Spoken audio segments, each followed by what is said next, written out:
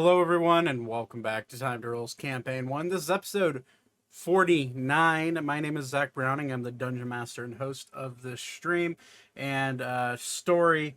A few things to go over real quick, and then we will get right into the story. Fair warning, if the camera freezes, specifically my camera freezes, it's because Windows had an update, and that tends to mess with my technology a lot. And that is really all that is. So if you're in chat today and all of a sudden you see my camera freeze, please let me know. It is live, so I can fix that live. It is a one-man show here, so you know, any words that could or any messages in chat to let me know would be great. But today we have a lot to go over in game and also through announcements. First off, there's currently a shirt being made with the Ori piss scene from a few episodes ago. I'm just working on the resolution on that. It's good, it's fine, it works well, but it's the centering's kind of weird. So I was working on that last night. So hopefully that will be out. I said by Wednesday next to last stream, but it's obviously life gets in the way. So we got that going on for us. I need my dice. Sorry, I'm kind of ill prepared today. Also expect a 15% off discount code with that shirt release, along with a few other extra releases that'll come with it. I have been working on a few others that are interesting. So get excited about that. The other thing that we're working on is that if you are listening to the podcasts, I'm starting to actively look into accepting what would be considered ad deals from different people or from different brands. So if you're listening into the ads so far for the 49 episodes, you've been ad free, and that's been fine. But it's about time I start monetizing some things. So the one place I can start doing that is the podcast. I'm thinking about adding either pre-rolls or mid-rolls or a mixture of both, but I will not overdo it. It'll maybe be like 1 or 2 per episode at max. So just to start bringing a little bit of residual income for the stream, so that way I can, you know, make new character art and or commission new character art and maybe pay Mousy to draw me some things, or you know, just stuff like that, where it's just extra money that I could put towards, you know, the actual stream and being able to, you know, maybe start making money off of this thing that I've been working on nonstop for a year and a half. So so sorry about that. YouTube and Twitch listeners, you shouldn't have any interruptions. So if you are a primary podcast listener, I'm sorry, but this may give you some incentives to come watch us live every single Sunday night, starting at 7:30 ish. And we tend to start around that time. But yeah. So anyways, we got that going on. So be aware of that. I will make an announcement on Twitter at some point when that is happening, so that way people who are active podcast listeners, which there are quite a few nowadays, just to let you know, that is going to start becoming a thing. But anyways, we're going to get started.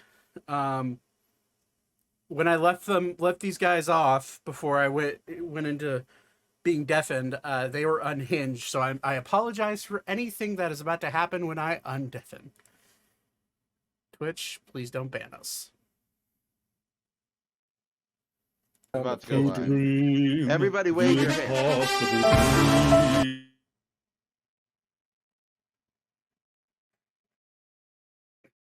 Casually playing copyrighted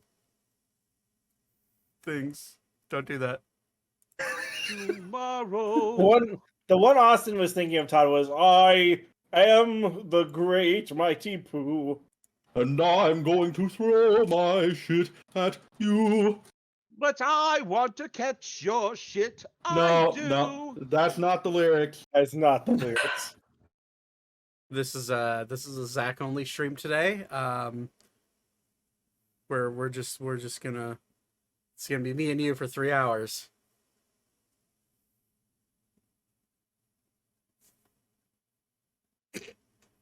Zach.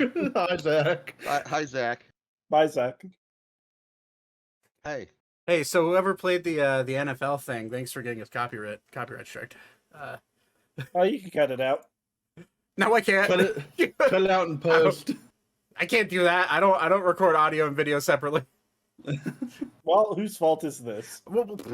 Yeah, okay. Like I have the computer to run a stream and record. Next time I'll do it. I can do it. Like it's a big issue. We hit with the Pornhub theme last week. Yeah, but that's not copywritten. Is it? No, it's not. Is it? It's public domain. That's actually good. Why don't you have an aid? You should have aids. Wait, hold on. Hold on, Todd. I know you're gay, but let's Straight people can get AIDS too. I know. Let's just not. Okay. All right. Hey, wait. It's been 20 years. We can make jokes about it. Yeah.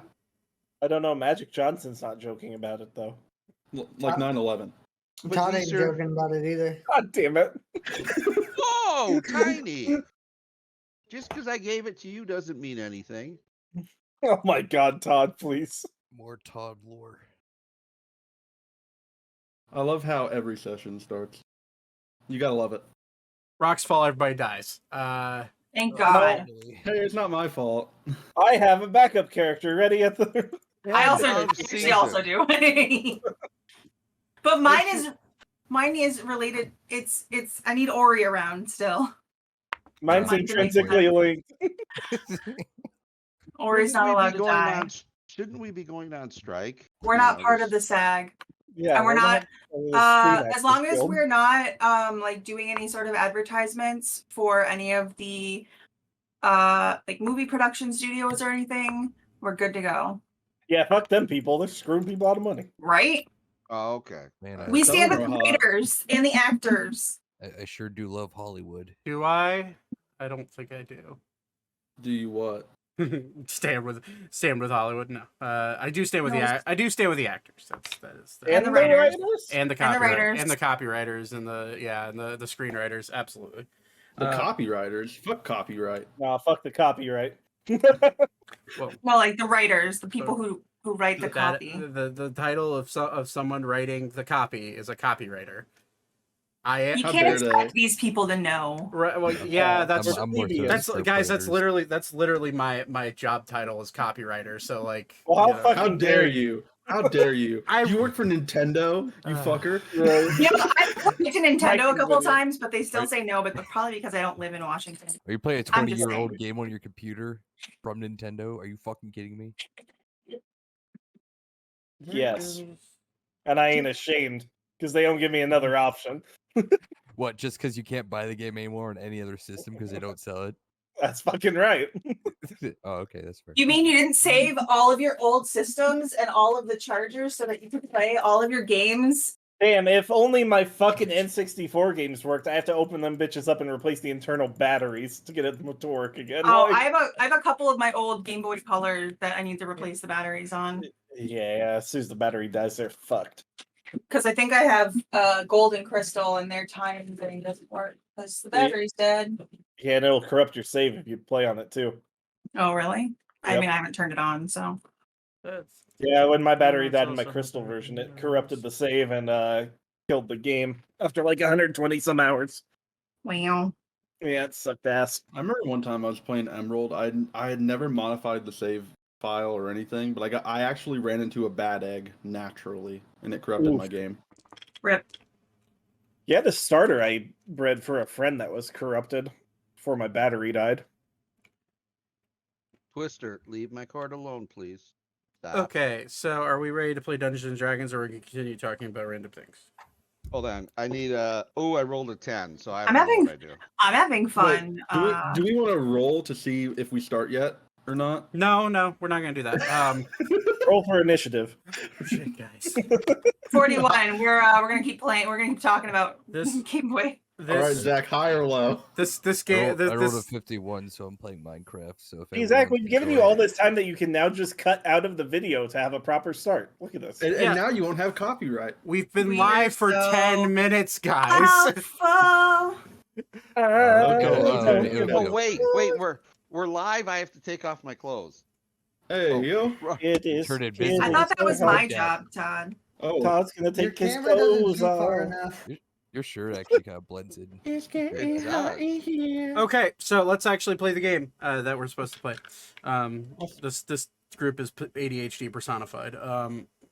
welcome. I mean, some of us have ADHD. I'm Yeah, one of salute them. to the ADHD players. Don't Okay. bother me, I'm sensitive. I'm literally okay. Whatever. I literally have ADHD. First off, Same. but okay. So last we left off. After arriving at Ammriel, a tiered city, sitting on a what seems to be a natural magical energy line, ley line, call it what you want. Once The arrived, ones are for black mages.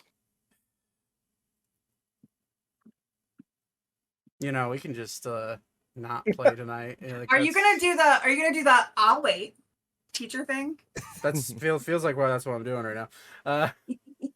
All right. Once you guys arrived in Ammriel, you all split off to go and do your own separate things. Prepare for the journey ahead, knowing that you would have to be going on foot to some degree. All of you started to search around and get into some trouble. Some get into close to trouble with the law by getting into a slight skirmish with Timmy, the tabaxi shopkeep at one of the magic shops here in Ammriel. But Rest his soul. after that craziness, Zane, you wandered off to get official paperwork done for a sale that you made with Timmy to distract, but in turn that took you on your own little adventure to one of the town halls and one of the many government buildings that are here in Ammriel. And then the rest of the group found their way to the Jewel of the Trench, a very gaudy, full service, I'll say that with quotation marks, motel or I guess hotel resort that is very lavish. Has a full access spa, ladies and gentlemen of the night for rental, if you want to call it that, and a public bath area for all of you to enjoy. After renting out 2 rooms, eventually all of you found your way back to the Jewel of the Trench and laid down at night for a long rest. Which, by the way, if you haven't marked that, go ahead and mark that. The next day is really up to you guys with the journey in mind. And for some of you, potentially leads on important people in your life throughout the city. Rat Bastards, the day is yours. What do you want to do? Well, I'm going with Thaddeus to the library, assuming he has acquired 1,000 gold worth of holy water, whatever we needed. It was a mirror worth 1,000 gold pieces, which the mirror he stole from a little old lady. He kind of gauged that was probably close to being the thing he needs. Yeah, we should probably do this while I'm sober. Yep. Because Go, because go. I wasn't here. Yep. Did Thaddeus mention anywhere where Vaten would hear or Weaver would hear? I'm even calling him Vaten. Jeez. Mention scrying anytime, anywhere that Weaver would hear it. By the time Thaddeus got back from his little journey to trying to find the right material, aka going and stealing from a little old lady, it was pretty late, and I think Weaver was in the other room sleeping, so I don't think there was an opportunity for that. Okay, just checking. Thaddeus, Zane, you guys wake up in the morning and head your way to. With that being said, I'm Yeah. sorry to interrupt, and I know I did. Is there a role that I can make that would realize that maybe somebody from my own party could complete this task? You've never seen Weavra use scrying, and you've never came into contact with anybody that has the ability to use that spell. So Okay. I'm going to say no. The only lead you have is at the Eternal Biblioplex in the city where you met the bookkeeper there, the Elvish bookkeeper. Can I have Fair. Beep go along with him too? Yeah, you would. I'm trying to remember who's in those same rooms. I think Beep was in the same room as Zane and Thaddeus. So yeah, that would make sense. You see them getting up in the morning, and you tag along. Sure. Can I do something real quick? Sure.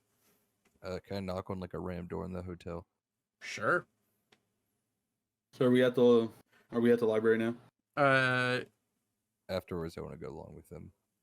So you guys are getting ready to leave. You see Ori. Ori was in a different room because he had a bed that was bigger for him. Yeah, Ori, you wake up and you randomly walk up to a door. I'm gonna roll D4 and see which one you knock on. Okay. Hopefully, it's not an old lady that had her mirror stolen. I rolled. We'll see. I have it God. memorized who was in what. My lord. So Ori, you go and knock on a random door. You hear some quick rustlings and like footsteps. You make a perception check. My best stat. Shit, hold on.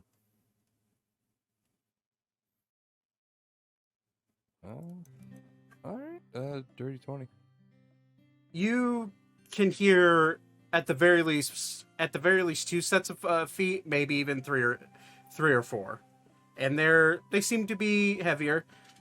You wait for about a second, and you hear a lock, a padlock unlock, and the door slowly creak open, and you see what looks to be a tiefling woman who's in a robe, and she just kind of like peeks around. Can I help you? Is everything all right in there? I heard some rustling. Oh yeah, we were just a bit busy. Do you mind if I step in? I left something in there. I was in this room last night. Or no, I'm sorry, not last night. A few nights ago. Make a deception check. It's kind of busy right now.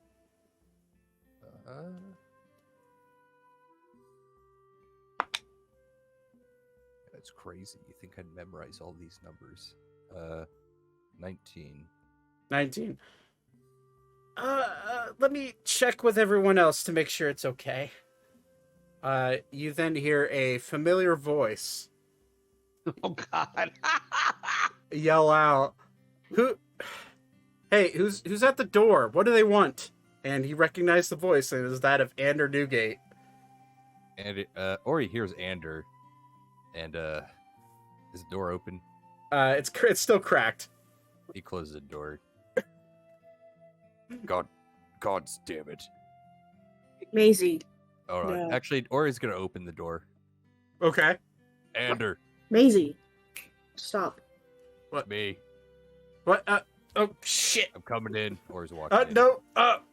You walk. I don't care if you're naked. You walk in and you find Ander quickly grabbing what seems to be his pants.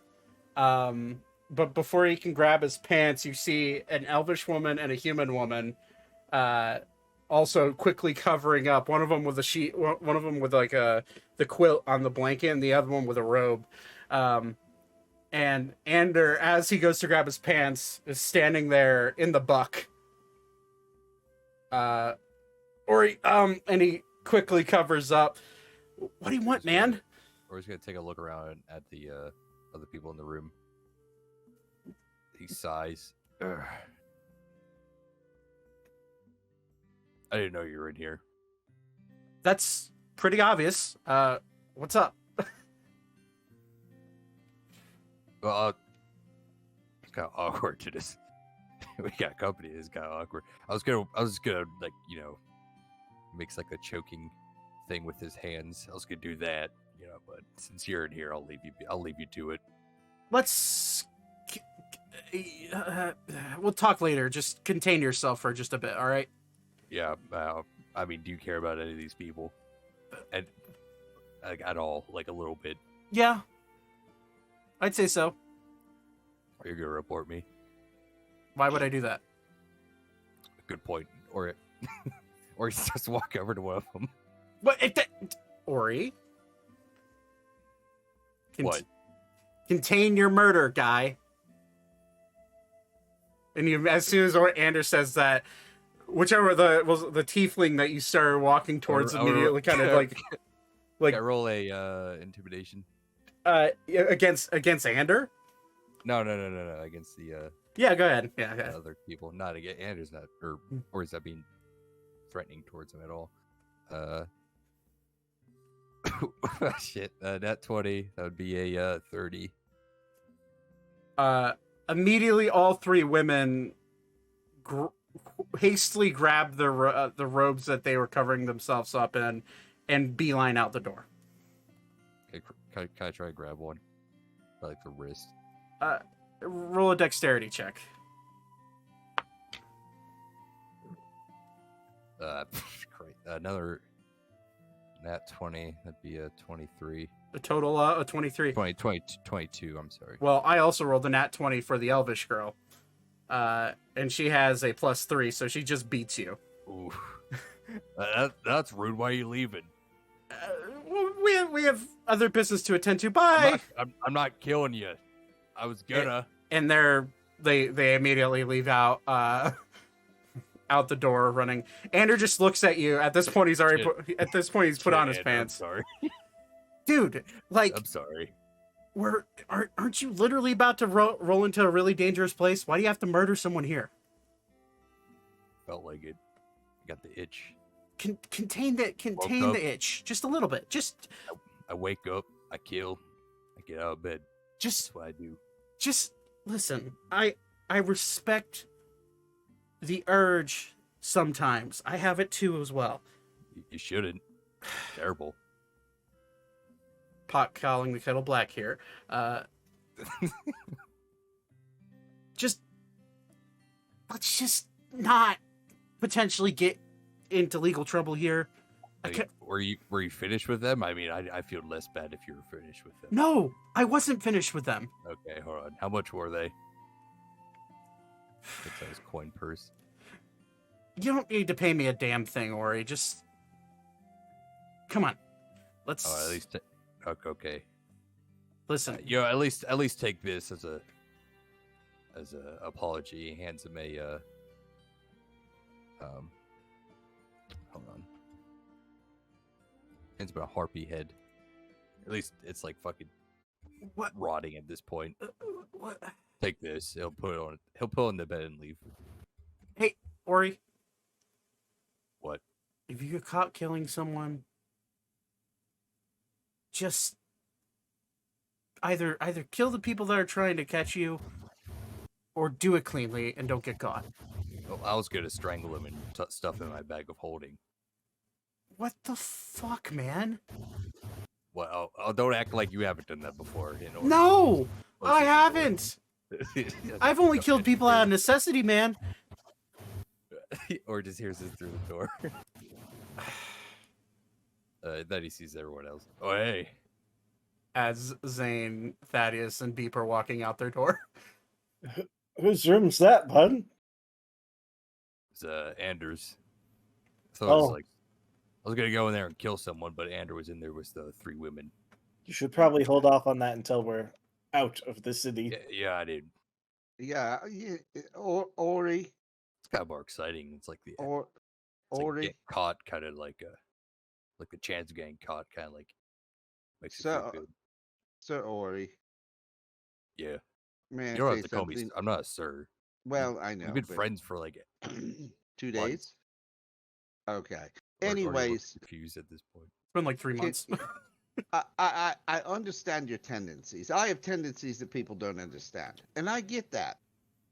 But can you please not like kill anybody that like Sexual might? tendencies? Because I get that. I Oh, mean, that's just normal. he No, means to no, no, drink. no. Just Oh, life drinking. tendencies. No, that's a problem. We still Okay. need. We really need to sit down and talk about that. Okay, let's not talk about my drinking right now. We're talking about your desire to just randomly we kill should. people. My drinking doesn't get you in trouble. Your I'll killing just- gets me in trouble. I don't know. I feel like it's gotten us in trouble more times than I've killed. Weren't you Oh, drinking my- poison at one point? Yes, all right. I didn't See? know. See, that's a lot more trouble than I've caused. I don't know about that. From his hips. I have business to take care of, so fuck all of you. Hey, I we're helped.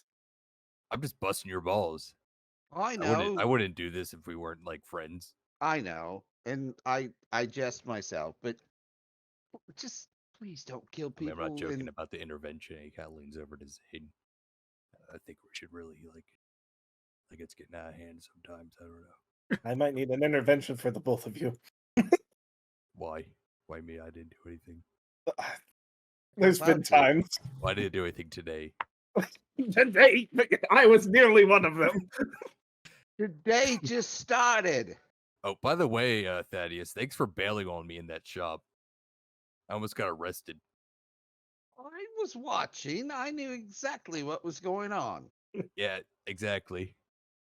You could Exactly, like stab exactly. that woman guard in the back or something. That would have saved me like a lot of time. I would have done that in the middle of the street. Now, do you really think that would have been good for the group of We us? were in an alleyway and you were invisible.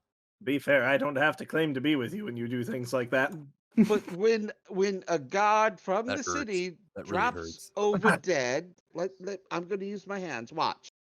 See, the lady's right here, and boom, all of a sudden she drops dead, and blood goes everywhere, and you're standing next to her, and I'm invisible. Who's going to get in trouble, Ori? The ghost who stabbed the lady. First of all, if they investigated the wound, they would say it was a rapier, and I don't carry a rapier around.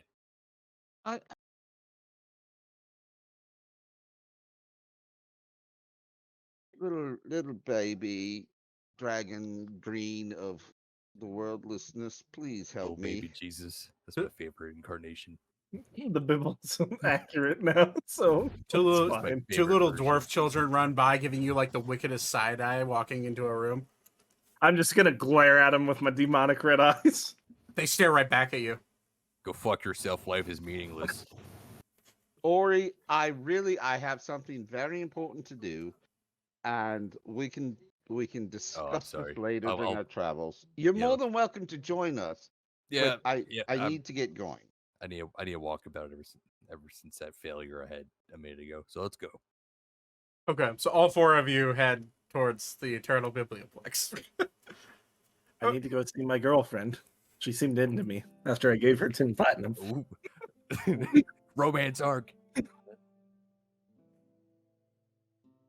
It's like the cashier at like any like store or something, and she's like polite to you. I just want to hear Magic and Zach flirting. I want that role play. He wouldn't be able to handle this. Can I do this on stream, Zach? What? I don't understand what you're doing. Anyways, so you guys make your way to the Eternal Biblioplex. You wander in. Ori, Beep, this is your first time being in this building. On the outside, it's about a 120 foot across copper dome that seems to have like spiral balls that like spin around like a compass on top of it. But as you step in, the inside of this place is much larger than it looks on the outside. And as you step in, you immediately glance at the elvish bookkeeper sitting there reading a book, kind of like glancing every once in a while towards the door. And she does spot you, and she just kind of like haphazardly waves at specifically you, Zane. Or he's gonna wave it back because he doesn't know that. I will wave politely back. We were so polite. I see you've made it back, and with some friends. Indeed. Well, did Yes. you were you able to find what you need for the scry? I believe I have something, and here's what I have, and I'm going to present her with the mirror. She kind of looks at it. You see her kind of like wave her hand around the mirror. Zane, you would recognize this spell since you've seen your father cast it many times. This is the Identify spell. Well, that should work. Okay. Do you want everybody to come with, or if Yeah. so? Well, Yes, If so, follow me. if they wish to. only if you would have us. And I'll see. I'm not sure what you're doing, but there's quite a bit of interference coming from your microphone. It sounds like white noise.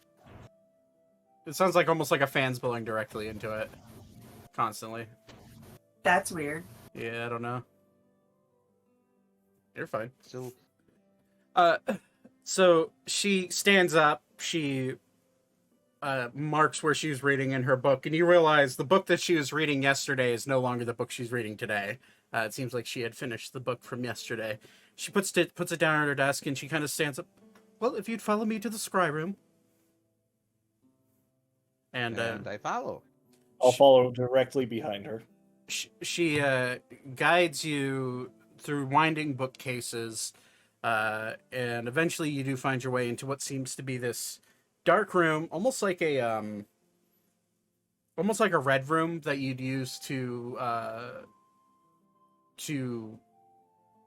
make the finishing touches on, say, like a Polaroid picture. But it's, instead of being red, it's just kind of pitch black in there, and she just waves her hand, and you see globes of light show up all around. For clarity purposes, you're talking about a dark room. Dark room, thank you. Not a red room, a dark room. Yep. She waves her hand, and she uses some sort of incantation to bring up these globes of light, and it kind of dimly lights the room.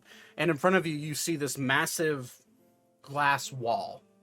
And she looks at all of you. Well, I suppose we should get started with the ritual. Who are we scrying on, and do you have anything that could help us with the scry? A piece of clothing, or maybe a keepsake from them, something they've touched, maybe even what they look like. If you have any pictures or paintings of them, anything at all. A basic description would work, but the chances of me actually finding them in the world become a lot harder the less I have. Well, I have been touched. I don't know whether I have anything that's been physically touched by him other than me. No keepsakes from him or nothing? I'm out. Zach, do I have any? You can make something up. Okay, all right. A locket. Yeah, like I don't care. Would you have anything from when you were children that you'd keep that was like a good luck charm, or this is yeah. At one point, this is gonna sound so stupid, but he gave me a stick and a small pebble, and told me that it was the earth and the trees and the universe that brought us together, and these represented that. And if we ever were to separate, these would bring us back together. I literally took them and then walked away and laughed, but I was a child. Right. Okay. Well, that will work. May I see them? Would hand them over. A small little tiny pebble and a stick of like from a willow tree. She takes them. She puts her hand. She hands you, or uh, she doesn't have the mirror in her hand yet. She takes it and then kind of like puts her hand gently over both of them, and her other, basically crossing her hands, and she kind of like thinks, focuses, and then you see her kind of like bring her hand up, and they start to levitate out of her hand and start to kind of spin, in a very gentle way. Then she says, "May I have the mirror, please?" I'm gonna present the mirror. Okay. So how this room works normally, a scrying ritual is done in a way that only the caster can see the scry. However, here at the Biblioplex, and I guess somewhat across the world, there are rooms like this one that allow others to see into the vision.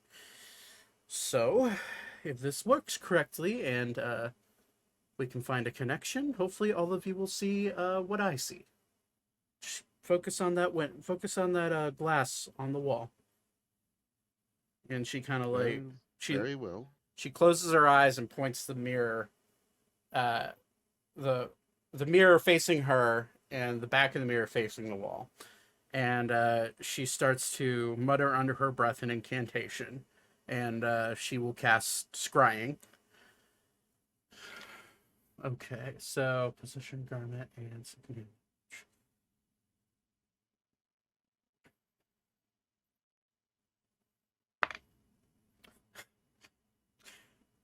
all of you watch as the mirror starts to glow. The glass of the mirror starts to glow. And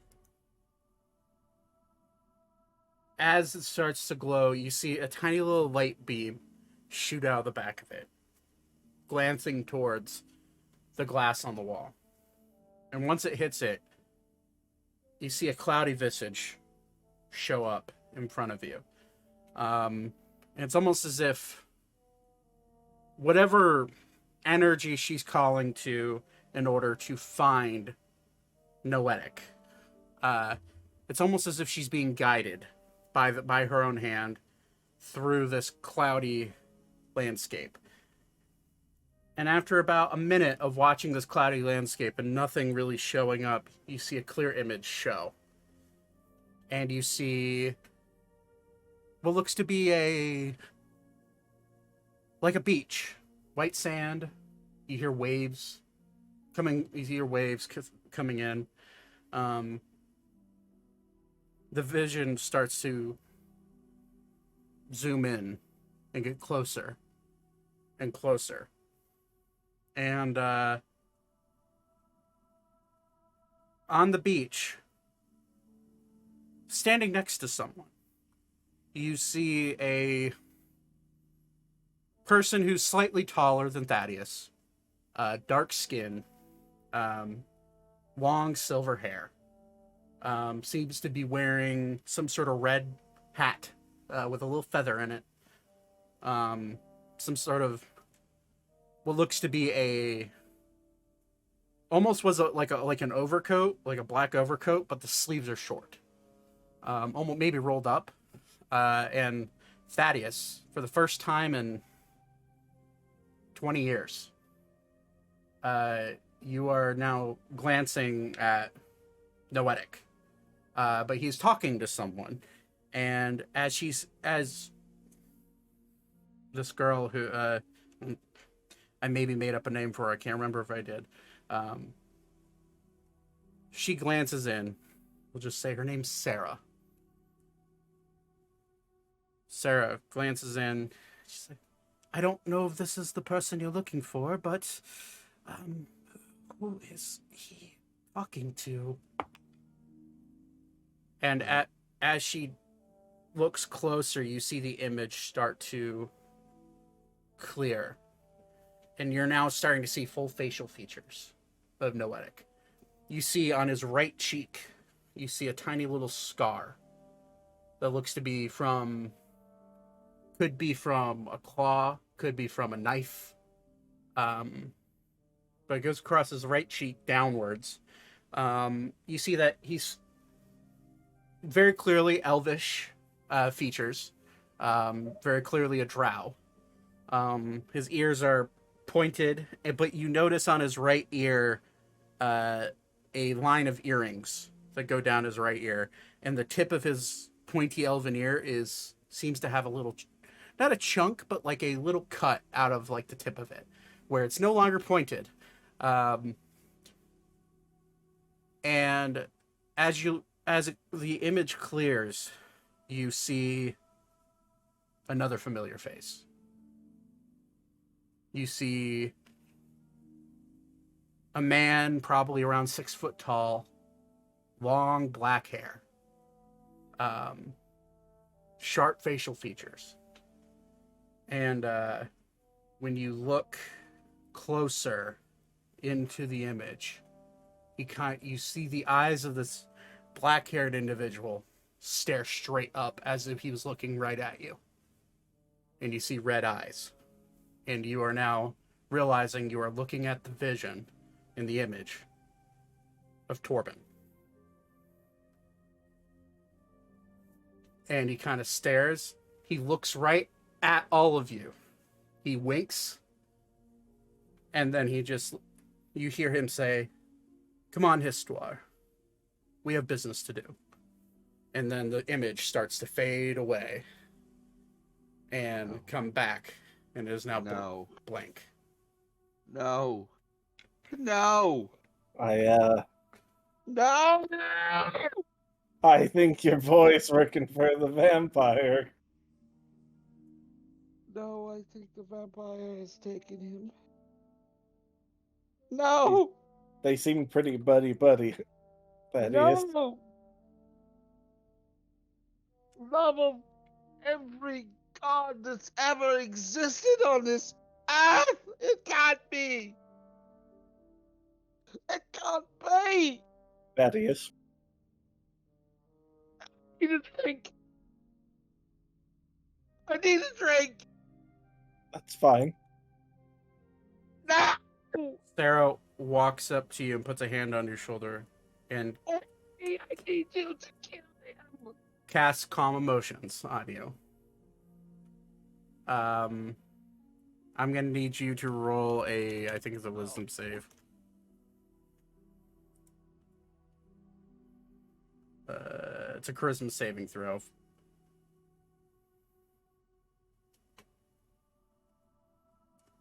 You feel angry, confused, sad are all the emotions that you still feel. However, you do feel kind of a warming sensation that brings your mind into focus. And after feeling all of these emotions, you do calm just a little bit at the aid of her spell. She looks at you. I don't know who that was or anything about this, but are you okay? I don't think he is. Oh, Have you ever seen the eyes of an angel? I can't say I have. No. Have you ever seen the eyes Don't say it. of a devil? How fucking dare you? And she just kind of looks at Zane. No. I'm talking that's pure evil. racist. I'm lucky enough to say I haven't. You just did. If you can learn from this moment, the one I asked you to seek was pure of heart. Oh, The other image that showed up was pure darkness and evil. You have done what I've asked you, and I am not at all angry for the result. and I thank you for what you have provided me. It's my pleasure. Is there anything I can do? Anything I can help with? Or I don't believe so. okay. Unless you can redirect the energy of all the worlds to kill that bastard, then I think you've, I believe that's a bit out of my bailiwick, but as it is for all of us. well, okay. And she hands you back your mirror and kind of like walks out the room. The door, you can peruse around the library if you'd like, or if you'd like to leave. Of course, I'll be back at my desk. We appreciate your time. And she walks away. I was just going to give her money. Well, you can still do it when we leave. Okay. Can I have Beep go to look for a book on how to talk? Roll an investigation check. How do I say words? Beep? Right? Beep's looking He's for got to sell the act, you know? Beep's looking for a glossary and an encyclopedia. How to speak common? 23. You find a book that says How to Speak Common for Dummies. Beep's gonna grab it. And he's gonna start reading it. And he's gonna make it visible. He wants everyone to see that he's reading it. All of you notice him reading a oddly colored book. That's upside down. Does the cover look yellow? No, he's reading it right.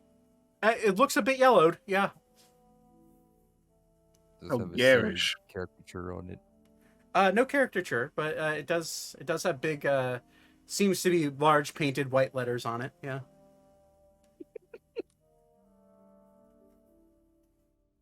Beep's just gonna be reading it, and he's just gonna be like mumbling to himself, and it's like, beep, beep, beep.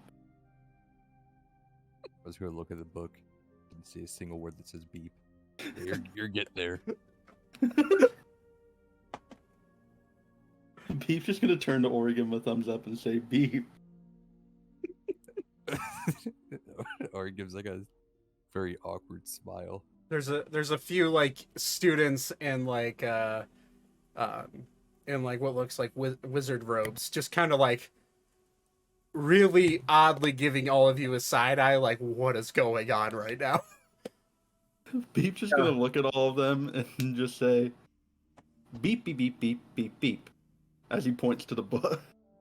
And you see a male student kind of look down, look at his hands, look at you. Beep? Beep. Beep. Beep. I like you. And he'll walk away.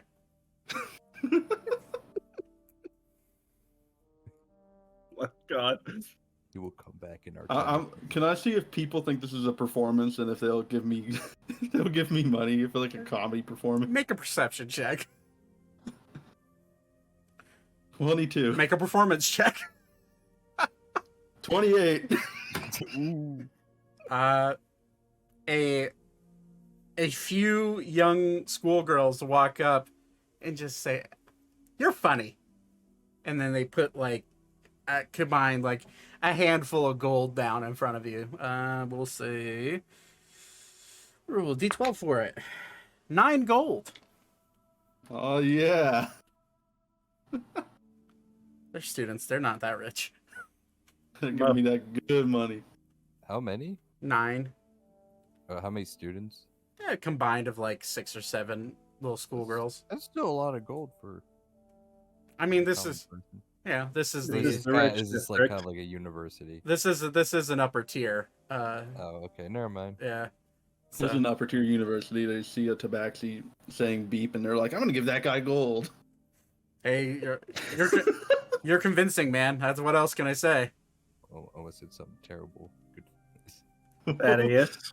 You can say it. I don't care. I think We're on stream.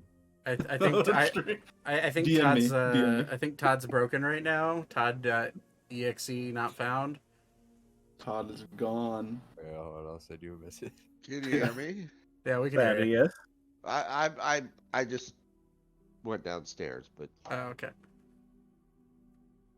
I'm live. Are you okay, Thaddeus? Thaddeus has fallen and he cannot get up. I don't know. Let's just Roll for life alert. move forward. Fuck you. I only ask Thaddeus because they seemed on very familiar terms. I don't know even how to comprehend what we saw. So let's move forward, and I have a very important question to ask you about it, though. yes, And you may not even have an answer for me right now. If it comes down to it and we find them together and you can't convince him, I need to know that you're going to do what has to be done. you mean kill Torben? Or both. Yes. Okay.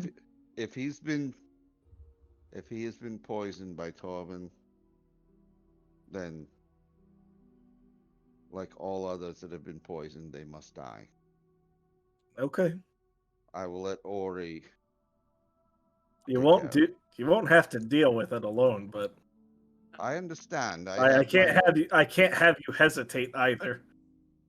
There will be no hesitation. I will know in the moment that I am there what is true, what is right, and what needs to be done. Okay.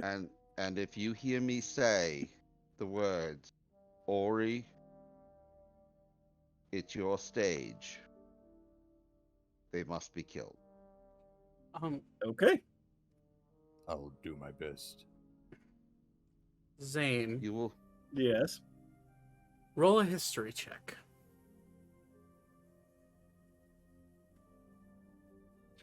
That's not great. Let me see what my modifiers. It's not bad. 18.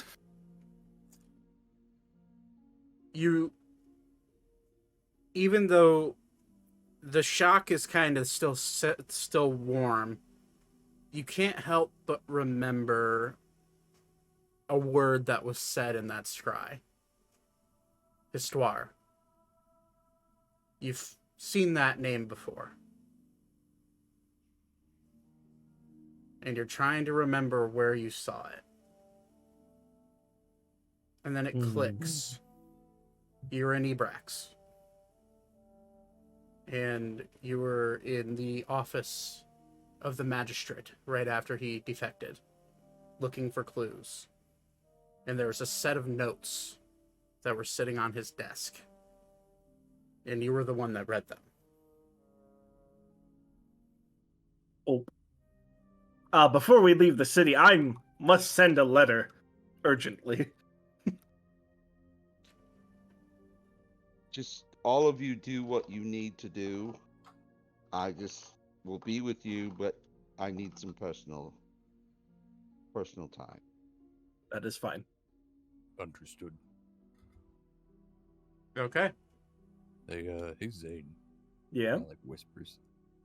Yeah. I think when we find a big bad vampire man, that Spider Woman's gonna be there. Probably. Oh, okay, good. Is there something I should know? You'll be my wingman? For the Spider Woman? Yes. Only if she's into it, I guess. Okay. Thank you. I've been No writing problem. poems. I hope they're good. Zane, I'm too shy to tell you them. I'm still kind of building up to it, but maybe later. Okay. Zane, given your relationship with Archer and hearing about the spider, I don't think she's a good person, though. Roll you should maybe find somebody else. Roll an intelligence check. I'm not a good person. That's 19. You would understand that Matilda the Terror has not and never will take on a mate. The only time she's ever tried, she killed that mate. You probably should find somebody else. No. Good luck then, buddy. Thank you, I'll need it. She's a little You definitely will. She's a little out of my league, but you know. Yeah, you could say that. Literally an eldritch deity, but that's neither here or there. Just a little out of his league. Okay, so Literally an old god. Thaddeus, you wander off to do your own thing for a little bit. Before we get back to the rest of the group, is there any place that you'd want to go, Thaddeus?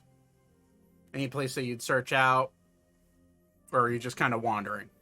I'm just kind of wandering and following Zane and Well, before we leave the library, I'm going to say goodbye to Sarah.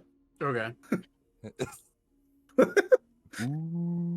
And then I'm going to let everybody who's with me know that we still need to find transportation, or we're going to have a long journey ahead of us. We have legs. I would rather not walk the whole trench. what Yeah. happened to Anders? Well, exercise never hurt anyone. Well, he can't take us any further. We've got to go by foot or cart. And I have more than enough money to get us a cart. Speaking of money, I never got to spend some of my gold because that store blew up. So You should probably find one then. How are you looking on health potions, though, bud? I got a fuck ton. Oh, good. Ever since that place blew up, I took 15 of his normal healing potions. Jeez, you did what? Hey, he didn't need them anymore. You tell got a no point one. there. Look at me, don't tell no one. Also, I would like to actually go out and buy some equipment. It's a good point. If you want to go back and get everybody else, I can go off. I can take Thaddeus with me, and we can try to find transportation. Or it sounds like a plan. If Thaddeus is okay with it. I know he's in a Yeah. bit of a mood. I don't know, Thaddeus. Who would you rather hang out with, me or Zane? Don't. Oh my God! Please I'm just don't kidding. make I'm me. gonna Yeah, go. which horned bastard do you like better? Don't answer that. I don't want to create a tension on our very important journey. Oh my God! Sometimes Ori, your It was- timing it was is a just joke. shitty. I'm sorry. When bad things happen, I sometimes make a joke, All right. Well, or I kill something. Well, how about I will go with Zane and see if we can find transportation. Oh, And so you like Ori, him more? Okay. You have Beep at least. Beep. Wait, Bieber, you come with me. As Beep's still reading a book. How to Speak Common for Dummies. Okay, so you're going up to Sarah before you leave, Zane? Yeah. Okay. Well, Thaddeus said he wanted to pay her anyway, so. Yeah. I'm gonna give her 10 gold. Okay. She's. We appreciate your help, Oh, of course. regardless of my friend's outburst. It's I don't pry, but I assume the person you were scrying on is a very important person, and I'll leave that for him to tell you. but Your perception as well. I don't mean to like I said, pry, but the way all of you are dressed, specifically the big fellow, as she points to Ori walking out the door with Beep still holding on to the library book that you just randomly took. I didn't want to leave just. Okay. Okay. She points to her. I assume all of you are adventurers, travelers? We are the rat Mercenaries? bastard. Right. I don't know what. Are I don't know you... where the word bastard came from, but Well, some of us are bastards. my more father so than is others. my father is 100% faithful. It's okay, Ori, calm down. It's just a He's figure taking of speech. He's taking it literally. But your mother wasn't. You made a lot of rats bastards, One more okay? thing about my mom, and I will stop feeling bad about this whole situation. Oh, you It's- heard me? I'm it's- sorry. It's more of the rats that you made bastards, let's be real. Oh, that's true. You... How did I Yes. make them I mean, they are bastards for pissing all over me, but you got pissed on by rats. I hope they're drowning in the pits of hell. I'm glad Alara's not here to hear that. Or Shit, I forgot to Alara. check and see if she was on my head. She's not. She's still back at the hotel with Alka. Or pass it on. Ilara and Elga are going. We're in the spa. We're getting our nails did. We're having a girls' day. This is the cleanest Alara has been ever. Batan is also at the spa getting his nails done, getting his turban fluffed, I guess. Yes. His scale. Is waiting on the girls' day. Yo, Reaver's out looking for a new turban, man. Yeah. Only reason I bring this up is you don't plan on going into the trench, do you? We do, actually. Okay. It's not my business, but I've heard some nasty rumors. There's a search party was sent out there because a group of, well, they're technically supposed to be surveyors, but they're really just greedy land developers, if you want to call them that, looking to expand. Well, we can look for them. Well, the problem is the search group I heard went out there and they found the surveyors, or what was left of them at least. Apparently, the search party ran into some. Well, she looks at you, Zane. Fiends? Now, what the fuck is that supposed to mean? It's fine. I know there are others like me, but not like me. Or he puts his hands on his hips. The only reason I look at you is one of the search party members is a friend of mine. Her name's Hilda. She's also a tiefling, like yourself. And she said that they didn't even seem to be attracted to her. It's like she didn't even exist. But that's fun. When they got attacked, everybody else got attacked, but she was just able to walk around and do whatever she wanted to do around them. So if you run into a bunch of fiends, use that to your advantage, I suppose, or be careful at the very least.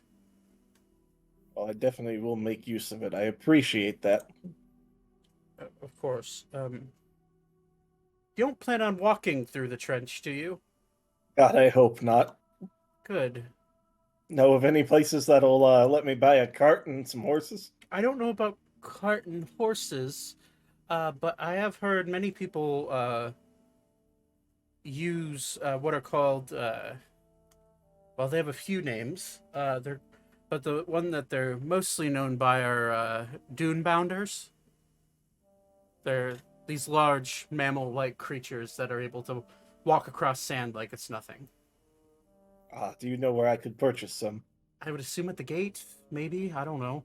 I've never been out of the city. You want to take a little field trip with us? It'll be fun. No, well, if I have you ever want, here. If you want to ever leave the city, we'll be passing back through at some point. Okay. Ever heard of Artemis or Ebrax? I've heard of both, yes. Ever been? Only heard. Well, we could get you there if you wanted to. Artemis is not so nice this time of year. Okay. My lady. Excuse me, my lady. Yes. Yes, of course. I think all three of us have a genuine offer that if you'd like to travel with us, your skills are incredible, and we can always use them. I think she's safer here.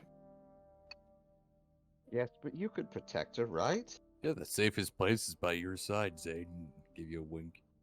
This man's a tank. He's a mighty warrior. We're just wingmen to him.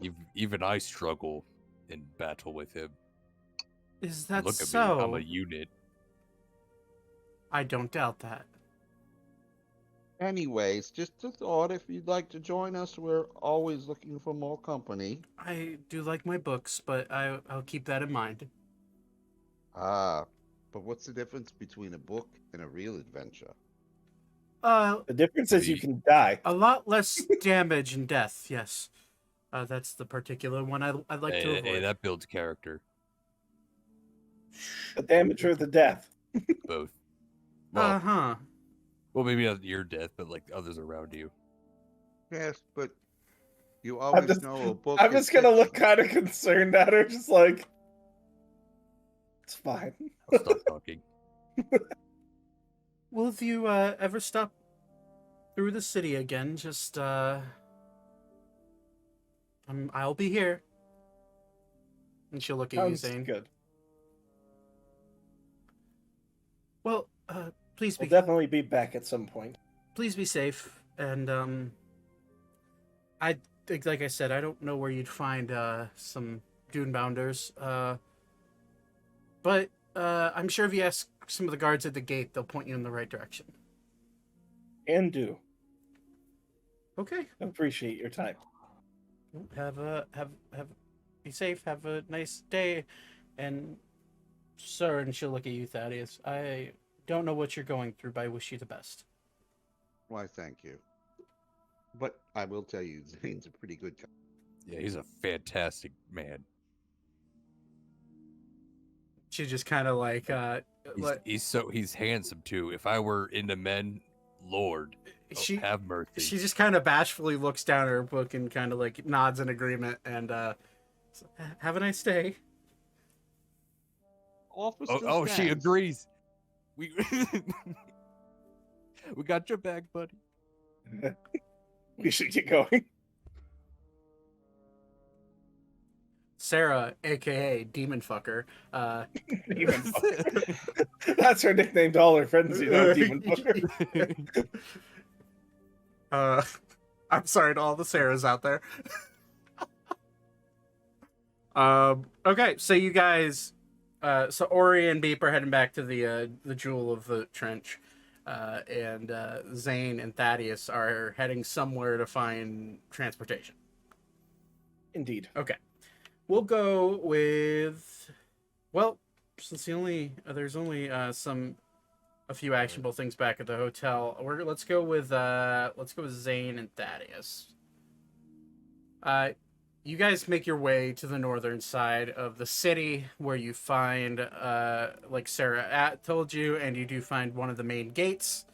And there you find two unassuming guards, just kind of tired because it's kind of still the early morning. It looks like they don't want to be where they're at, but they're there anyways. And they see you approaching, and they kind of like just nod as you walk, as they think you're just gonna walk on by. Excuse me, my good gentlemen. You see one of them just sigh deeply. How can I help you? Trust me, I'm not as pompous as you think I am.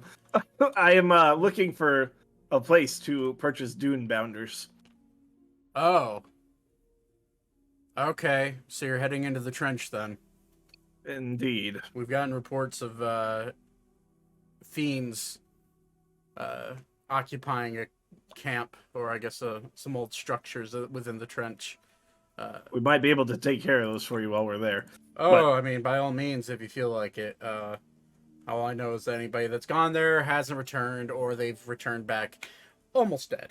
So just be careful. If you're looking for Dunebounders, I don't think I'll have that problem. If you're looking for Dunebounders, the best guy in town is Kendrick. He's one gate down. You'll find, well, he has all sorts of beasts of burden you could rent. So go one gate down, go out. You'll see a farmer's field with some stables. That's where he keeps them. And that'd be your best place to find anything that you need to go across the trench. Sounds good. I appreciate your time. No Thank you, sir. problem. Be safe. I will try my best. What's your name, out of curiosity? I can keep an eye out for your, or I guess I could send a note back whenever you don't come back. Oh, they'll know if I don't come back. All right, confident. I see. Have a good day. And he'll just kind of like sit and lean back against the wall that he was guarding.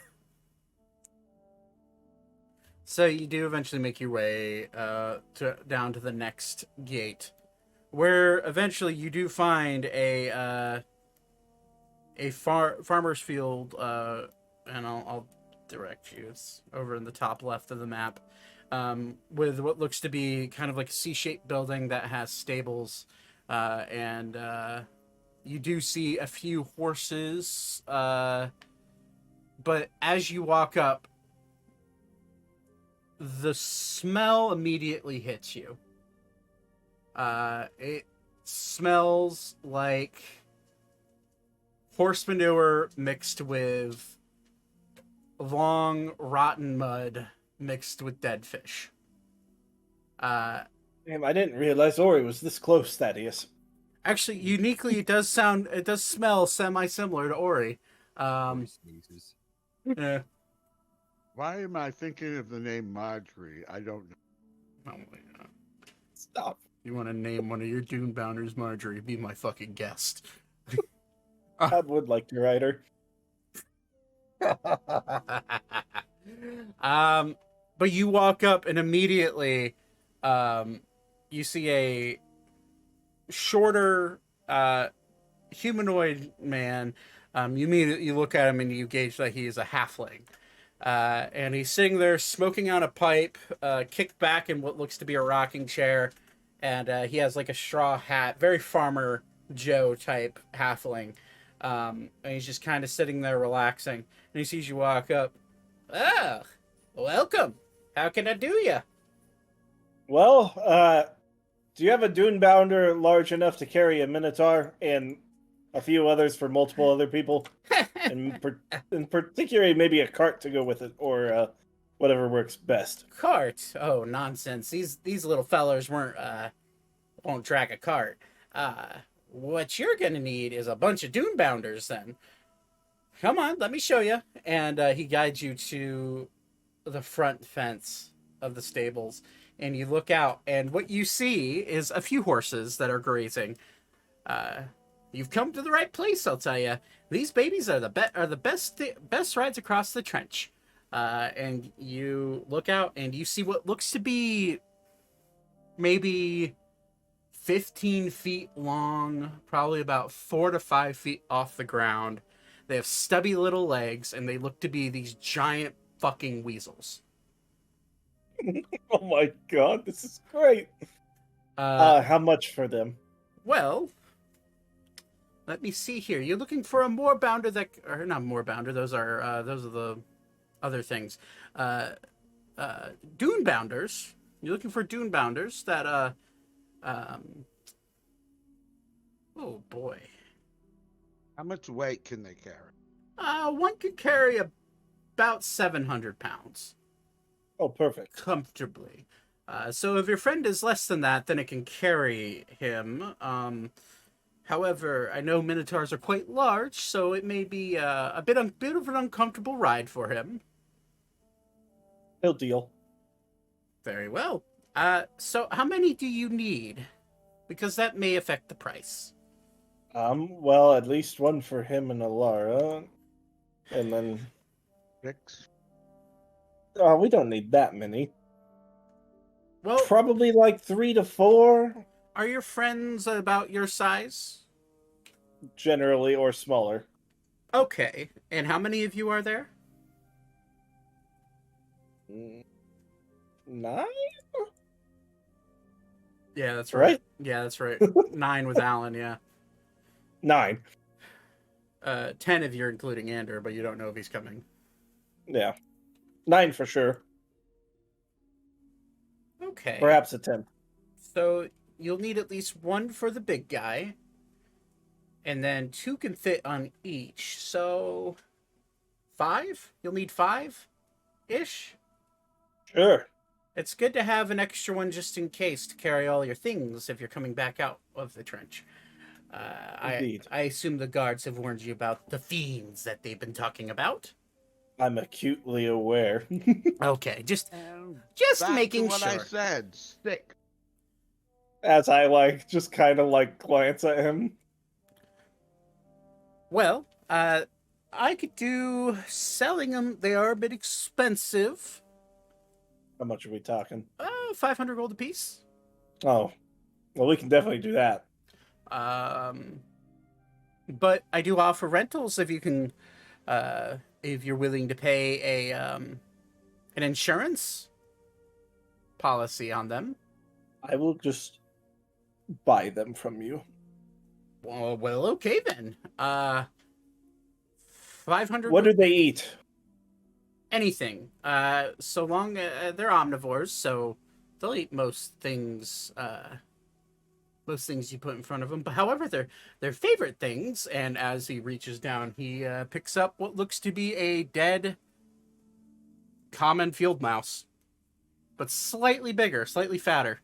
They eat rodents primarily. That's just their main staple of food. But they will graze. They will eat plants.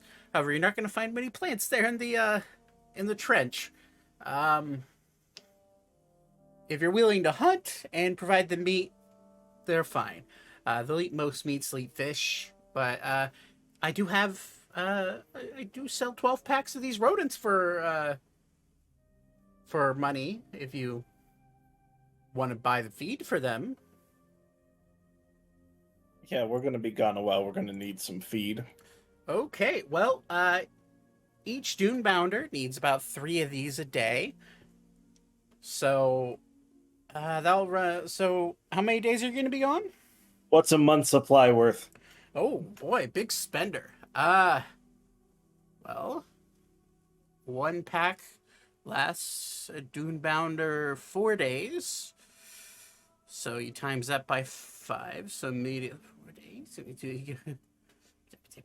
Let's just call it another 300 gold, and that'll do you for a month.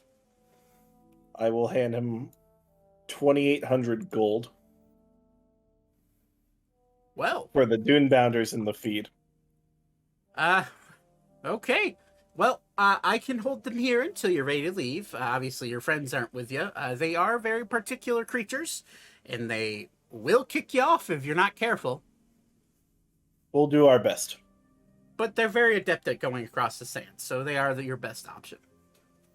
So, thank you for your business. I can hold them here until you're ready. Thank you. And we will head out, Thaddeus, back to our friends. Okay.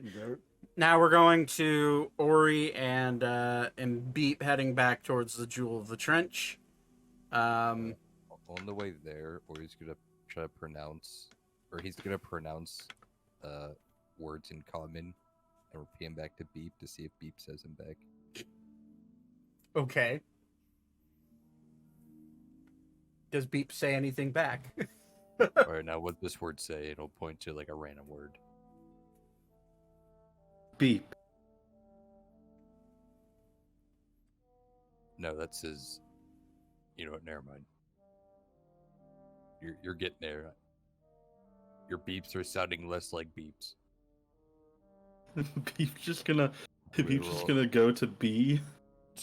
He's gonna go to B in the glossary, and he'll point to Beep and say B.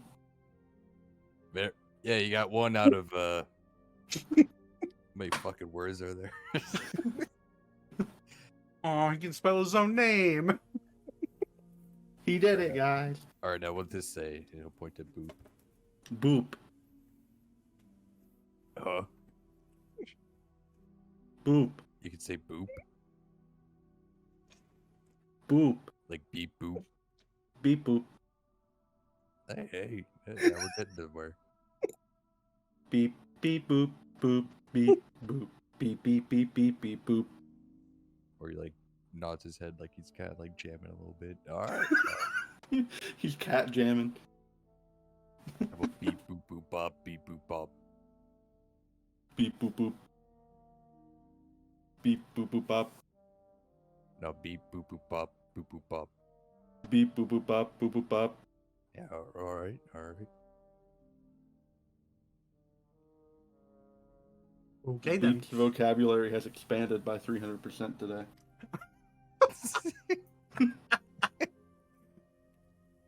So That's proud.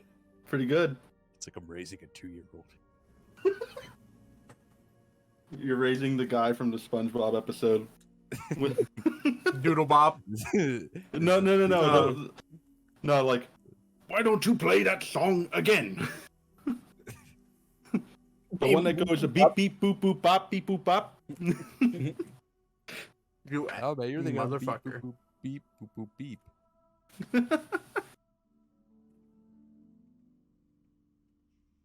Anyways, you guys make your way back to the hotel, and you do find, well, Elka, explain how you and Alara look, as well as Weavra. Explain how you look walking out of the spa. Okay. I probably have picked out stuff for Alara for like she's still got her hair braided in the 2 braids, but I want them to just have like big giant bows on them. Elka is coming out and she's got her hair down. She doesn't normally have it. She has it normally in a bun. So she's got her hair down. It's probably about shoulder length, nothing crazy. But like they're both very clean. They're both in, I'm gonna say we're wrapped up in robes. I've got Elka has like gold nail polish on her paws, on all her nails, and her feet nails. And she looks completely relaxed. Nice. And We've she's holding Alara's hand, and we're just walking back to the room together. I'm sure Alara is also quite relaxed.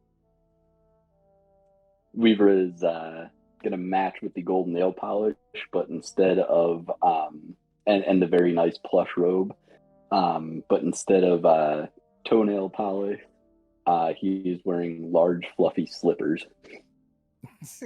Nice. Are they bunny slippers? That's No, that, he has that's slightly more speciesist. decorum than that. He thought about it, but no. They're actually made out of rabbit fur, yeah. I'm kidding. I said that for that look right there. Alrighty. So you, Ori, Beep, you do notice these 3 just, like, full, like, Barbie glam walking out of the spa, like, slow motion. You see wind blowing in their hair out of nowhere. Some guy in the back is blowing air out the door. It's like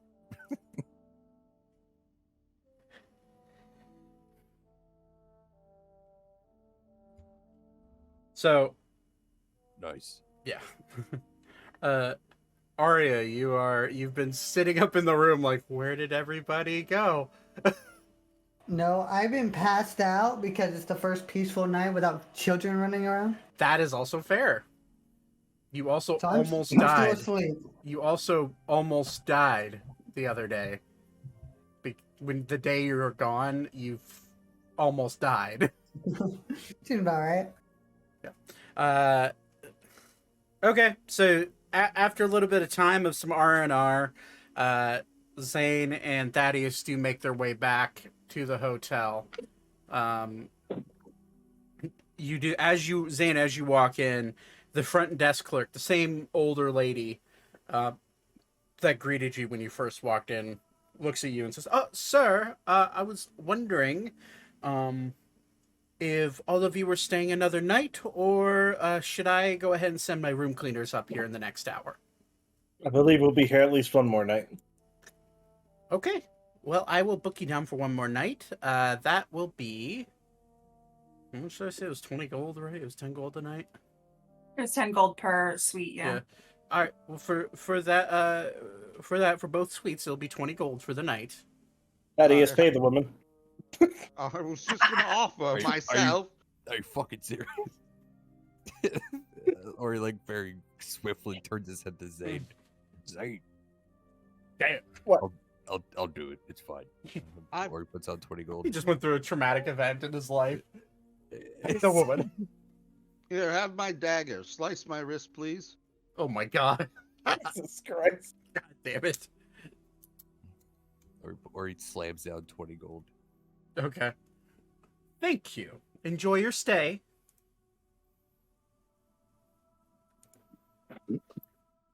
So, Okay, for just for the stream, I need to clarify that was a joke.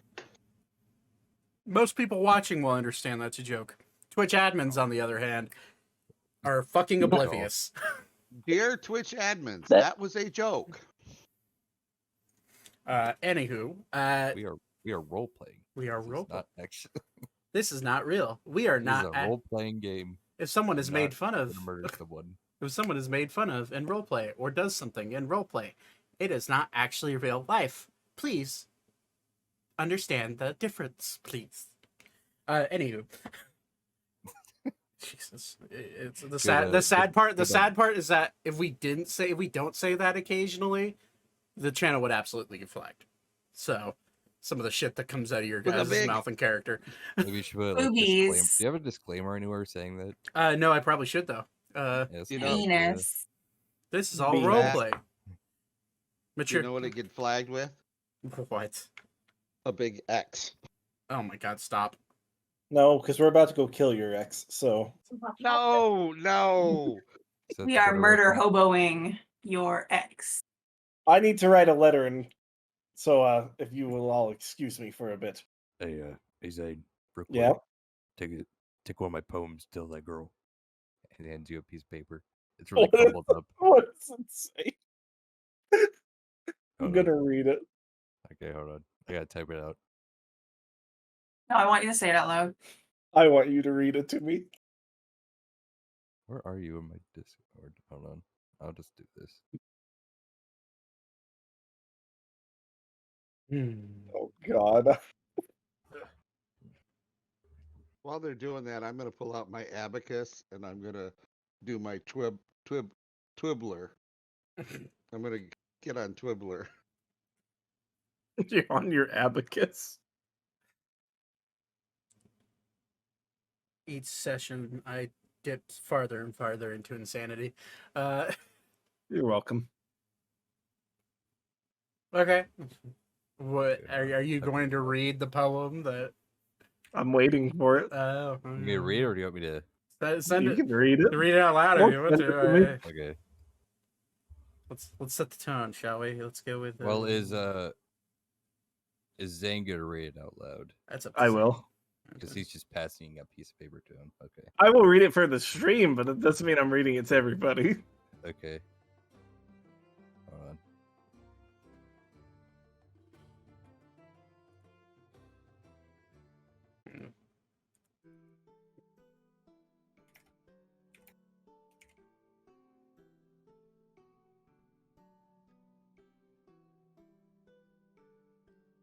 That's nice.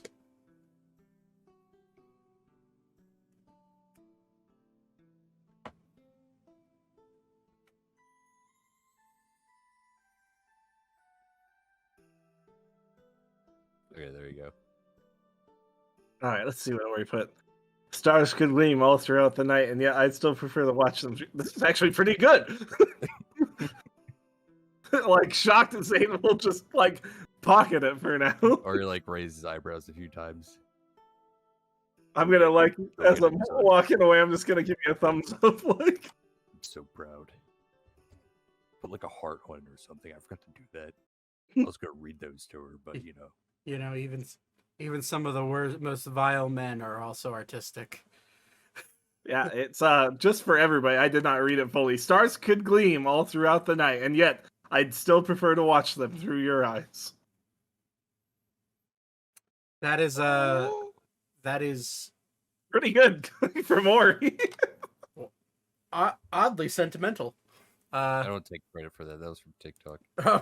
I was gonna say, I hope you say that kind of stuff to Lexi. You better. Well, Lexi, Do you you want to have- weigh in? do you have- yeah. Yeah. Do you have when the app I do. chat? IG or Instagram? No one calls it IG. I do. No, Yeah, he's yeah. talking I'm Chat start saying GPT. IG. Thank you. Anywho, so Zane, you go to write a letter. Yeah. What's the goal with that? If you don't want anybody else to know about it, that's fine. Well, Thaddeus already knows I'm writing a letter, but Yeah. but mainly I'm going to write it to my parents and let them know about Noetic and what I learned through the scrying and what we learned when we were there. Okay. That he should probably not be trusted if he does show up. Very well. You do remember, however, that you were allowed to keep those notes. Yeah. As you're writing, you're like, oh wait, yeah, that's right. They told us we could keep those since we're kind of on the case now. If you check your journal, they should be there still. I'll send them at the heart one, It's the whiskey one, I believe. the whiskey one. You pull out as you're writing your note. Oh, that's a fire elemental, not the one I wanted to click on. So No, not again. I will read it out loud. No, I got it. I'm gonna tell them they should yeah. send people there. All right.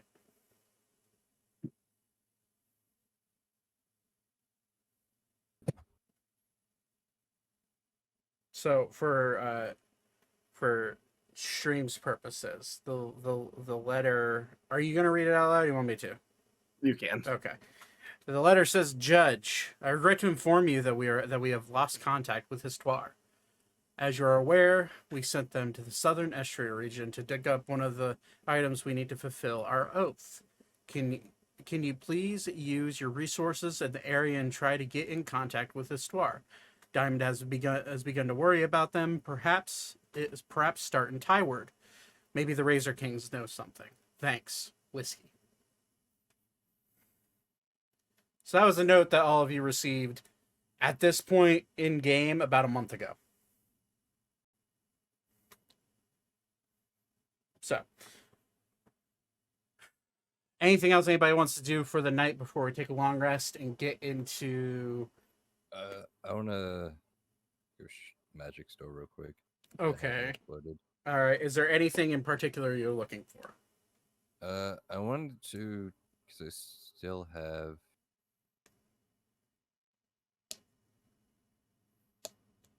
I have a. Why isn't this scrolling down? I have a separate gem made for a ring of protection. I just need to get that put together. Okay, so you have a gem so you need someone to make a ring of protection for you. Yeah, I have the gem. I just need to attach that to like the ring part. And if you remember correctly, the gem also needs to be enchanted with the ring of protection. The gem that is used is the primary ring that they use for rings of protection, but it was not enchanted. Yeah. So you would also know, given the information that you're given back in Arbington, that it would take at least a week to enchant that. You also remember. Are we hanging around here for a week? No. No, the sooner we leave, the better. You do remember, however, let's make a history check, because it has been literally like 2 months since you remember this person saying that they can do stuff. That is my history.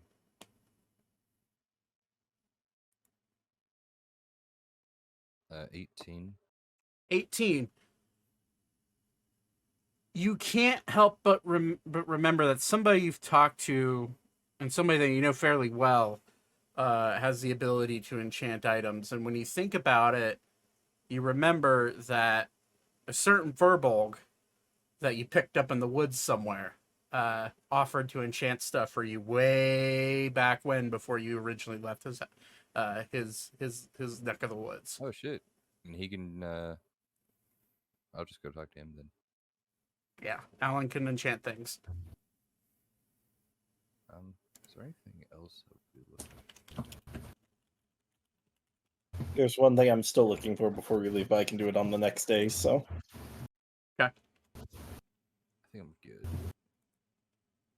Then.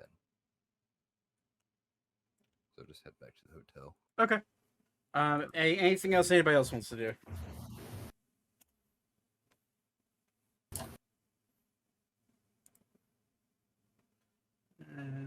What's location? Holy shit, that's loud. Misclick.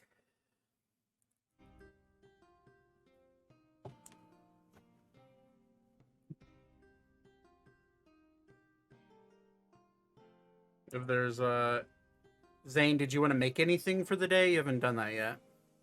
oh shit, yeah, I probably should.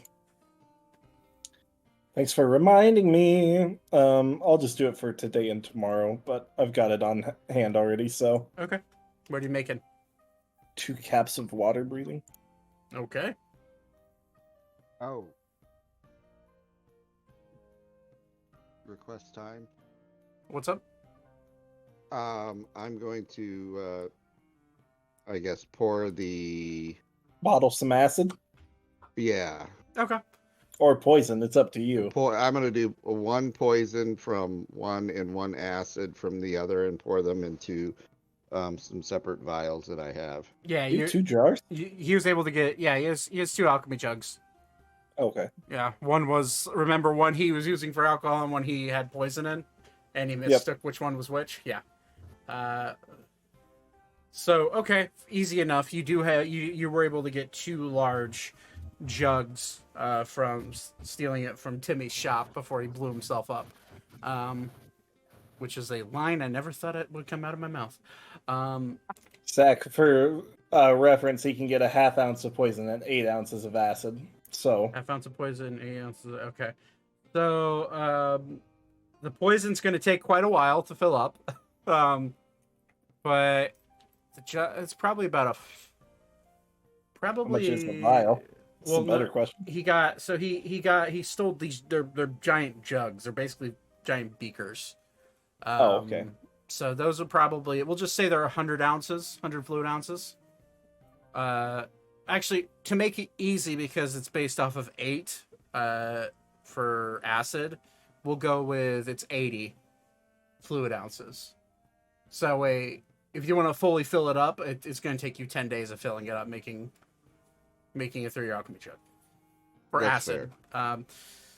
And then for poison, it's just going to take for fucking ever because ½ an ounce a day is a lot. Well, I just want to make it clear for the record that every day Okay. I will be doing this function. All right, just keep track of that on your character sheet. All right. Just so I know what you're doing. I'll remember, but just making sure. Okay, so anything... And I've been doing that for 6 months, so... Oh, of course you have, Mr. Drinking the Poison. You've had these 80-ounce jugs for a day. So... Oh my god, just let it go! No. No. You're going to have to let Noetic go here soon. Yeah, I know. Too soon. Heavenly departure. Sorry. Okay. Too soon. Anything else anybody else wants to do for the day? Is there... Is this the next day or the one we were on? The one we were on before we all take a long rest. Nope. I just want to make sure we get, because there's 8 people in this group. I just want to make sure that giving everyone an opportunity. Corey's gonna ask Alan about the enchantments. Okay. Yeah, I mean, I can do some enchanting, but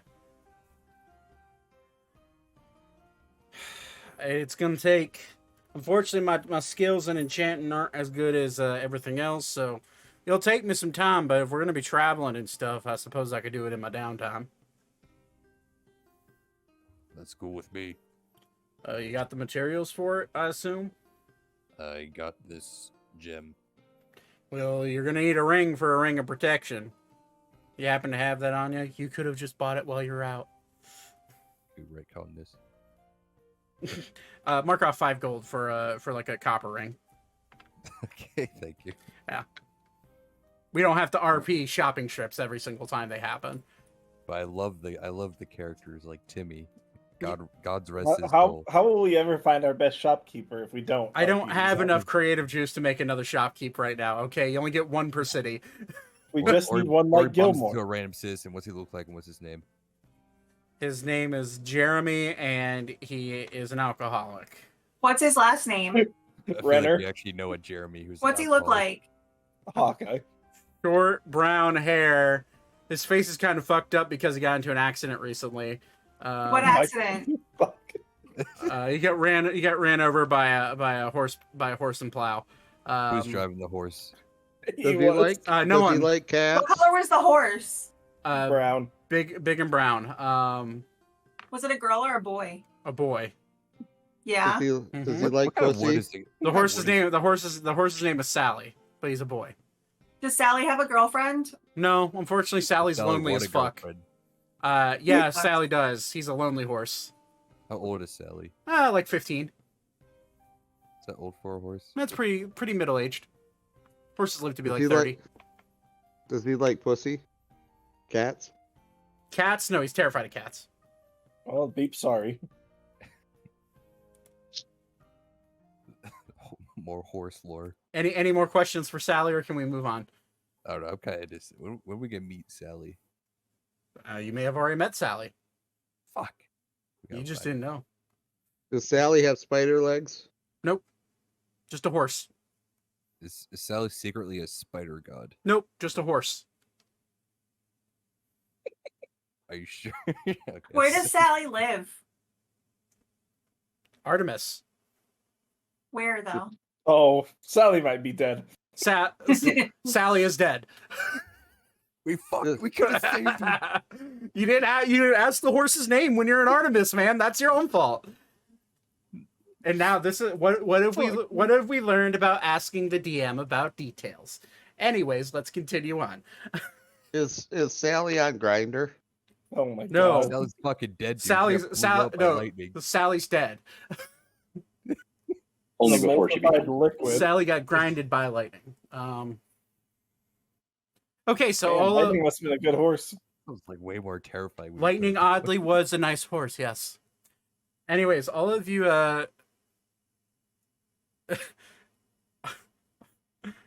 all of you go all of you go to sleep dreaming about a horse named Sally that got screwed over by a horse named Lightning. It's the quickest killing off an NPC I've ever seen. It says Yeah, I saw that. chat. Yes, I can kill NPCs like that. I mean, it's remember what's Yeah. well, Timmy was pretty fucking quick killing off. Let's be Thank real. you. Timmy. I'm You sorry. did it to our best boy Davy, prick. Hey, Davy deserved it, all right? And I'm gonna make Davy deserved nothing. I'm gonna make a T-shirt that that. says Davy deserved it. I hope you realize We reincarnate Davy. one of these days. All of you go to sleep. Nice long rests are had, and you wake up in the next morning. I assume Zane and Thaddeus will have talked about the Dune Bounders that they had bought, readying for your trip. Assuming you've made, we'll just assume you've made the proper food purchases and water purchases you'll need for the That's trip. what I was gonna bring up. We just need rations. Just mark off rations are 2 silver a day for regular rations. Gotta pay for everybody. So what do I owe? This one can provide food magically. And Oh, true. so Well, I'm gonna buy us a month's worth anyway. month's worth of Okay. rations per person, so that's 8 times 2, 16 times 30 is so we're gonna go, that's like just say it's like 450 silver ish, so we'll just say 40 gold. 40 gold. Yeah, just mark down 40 gold for 8, or well shit, there's 9 of you, but if you're buying just for the 8, are you buying for Alan as well? Yeah. Okay. Well then What? make it 50 gold. 50 gold will cover we'll cover water, we'll cover rations, we'll cover that. Oh, I've got the water covered. I have Question. 4 Okay. alchemy jugs. We're good on water. Okay. What's up, Todd? I can also create water. Is there like an urchin boy around? Oh God. Make Yes. an investigation check. Street urchin has wares if you has coin. I'm just gonna find an urchin boy, whether I have to make 16 investigation Okay, checks. fine, whatever, it's fine. You I'm find gonna- you find an 18-year-old young man peddling his wares on the side of the road. Young man, Yeah. here's 5 gold. Okay. I want you to run down to the consortium The what? at the dome building. Oh, the Biblioplex. Gotcha. Okay. Okay. There's a young lady behind the desk that reads books. Okay. Ask her if she wants to come with the group and bring her back if she does. Okay. I think I know what you're talking about. Okay. Run now. Okay. He goes to run off, and you watch him running down the street. And then he gets ran over by a horse and cart. And that's how you kill off NPCs. You're a dick. Elka's gonna walk over to his body and loot the money that he was Yeah, what's he got? given. He son of a bitch, I did this to myself. What does he have? Go to magic item generation real quick. Or he's gonna take his shoes. I'm gonna take that 5 gold. So that and then any all other gold. All of you are being watched by the townspeople as you loot this poor dead boy's body. I'm nowhere near them for this. Guards start to walk up. Hey, what are you doing? I am Oh also no, he's our by friend. Zane. He wanted this to happen. Make a deception check with disadvantage. Our boy's dead. I mean, We've would been it really journeying be? with I him have for months. proficiency in deception. Does that really? That means you add your proficiency bonus to whatever you roll. Yes, I'm helping. Can I, it's Well- D&D. can we take a flat Guess roll? who rolled a 1? Hey. I rolled a 1 and a 19. Right, piss off, you street rat. Can I have his shoes? Do they not see how shiny I look? Make a sleight of hand check, Ori, because they're not talking to you. Ooh. You Is there anybody that can avoid cops that can run a quick favor for me?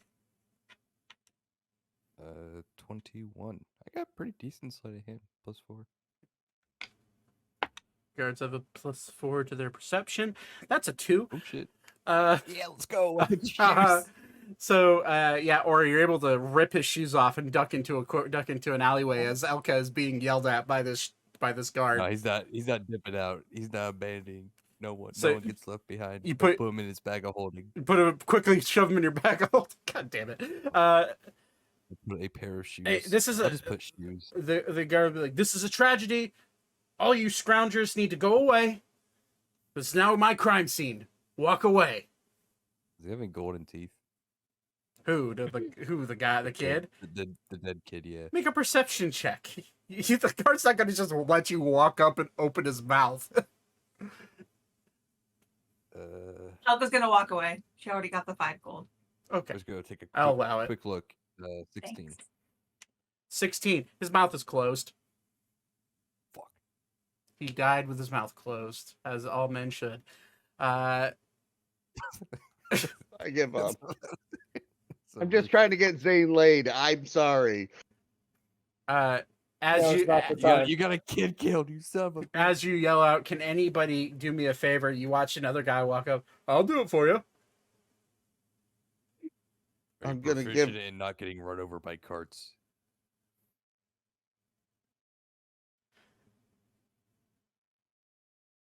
What do you need me to do? Just deliver this letter to the library lady. Oh, I can do that. Yeah, That's fine. no problem. Point me in the direction of a postage area. Oh, yeah, that's that way, and he points towards like a random corner store. I'm gonna give this individual 5 gold and said, just be quick about it, please. Can do. You watch him run down the alleyway. And he gets run over by a cart. You watch him run down the next street. You watch him run down another alleyway. And then he falls over flat. No, I'm kidding. Are you? But he does run off and disappear. Whether or not the letter will make it to its destination or not is up to your imagination, because we have things to move on to. You're right. I'm dropping the letter off before we go out of the city. Easy. To send to Ebrax. Postal is actually I have a postal system that I made for sending letters, because that's what I do in my spare time. Okay. The postage to get it to Ebrax. How fast do you want it to get there? As fast as possible. So overnight, which means you're gonna have to have item transportation, which means that is gonna cost you 5 gold. That's fine. Okay, so you pay the 5 gold, hand off the letter, and I Go rejoin my assume friends. all of you make your way going towards the Dune Bounders, or do you have anything else you want to do? I'm good. Okay. After seeing that kid get run over, Oh, and it was instant too. He just Like you said, got mushed. they have By stop the signs around cartwheel? the city. I Full tried. intersection. I'd like a city award for attempt. that is how fragile life can be in Ammriel. Yo, his family could sue the city. Probably. That's up That'd for his be family good. to decide. That's for the Law and Order episode that we'll be doing as one-off. We one-off like Bum. nerds. We have a one-off session. as chung. nerds trying to get the most amount of money out of the city. We're gonna have to have a one-off version on how to open a bottle of port wine. I want to be the drunk uncle. Okay. I'll write that down for an idea if you guys really want to do that. that'd be like a 30-minute, like I don't know, like 30-minute session. would A be- full fucking court case in Dungeons and Dragons. I'm okay with that. Oh wait, no, I want to be a lawyer. Oh my god, that'd be great. Ori the lawyer. No. No, Oh, like, wait, like, I- As long as Or he's Or going like to a present guy. himself. I would like to be in the jury as a halfling. I want to be Tom Fenton. Never mind. it's okay.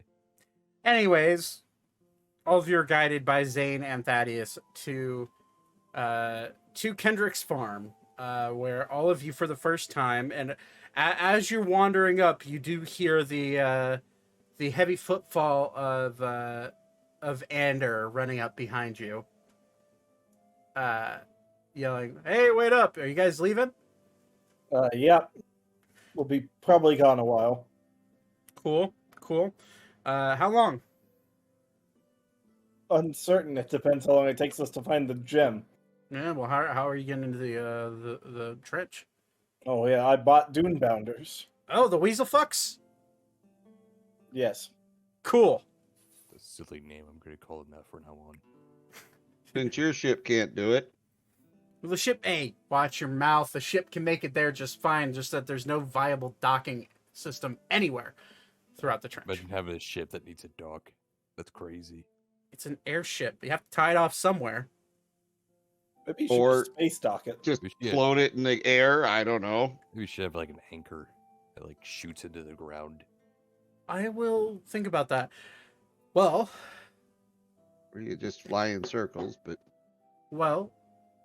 I will hold down the fort here. that's not all you're going to be holding down. I know. I saw it. Oh, yeah. Mm-hmm. I held down quite a lot. Listen, I know that you guys are capable, and I know that,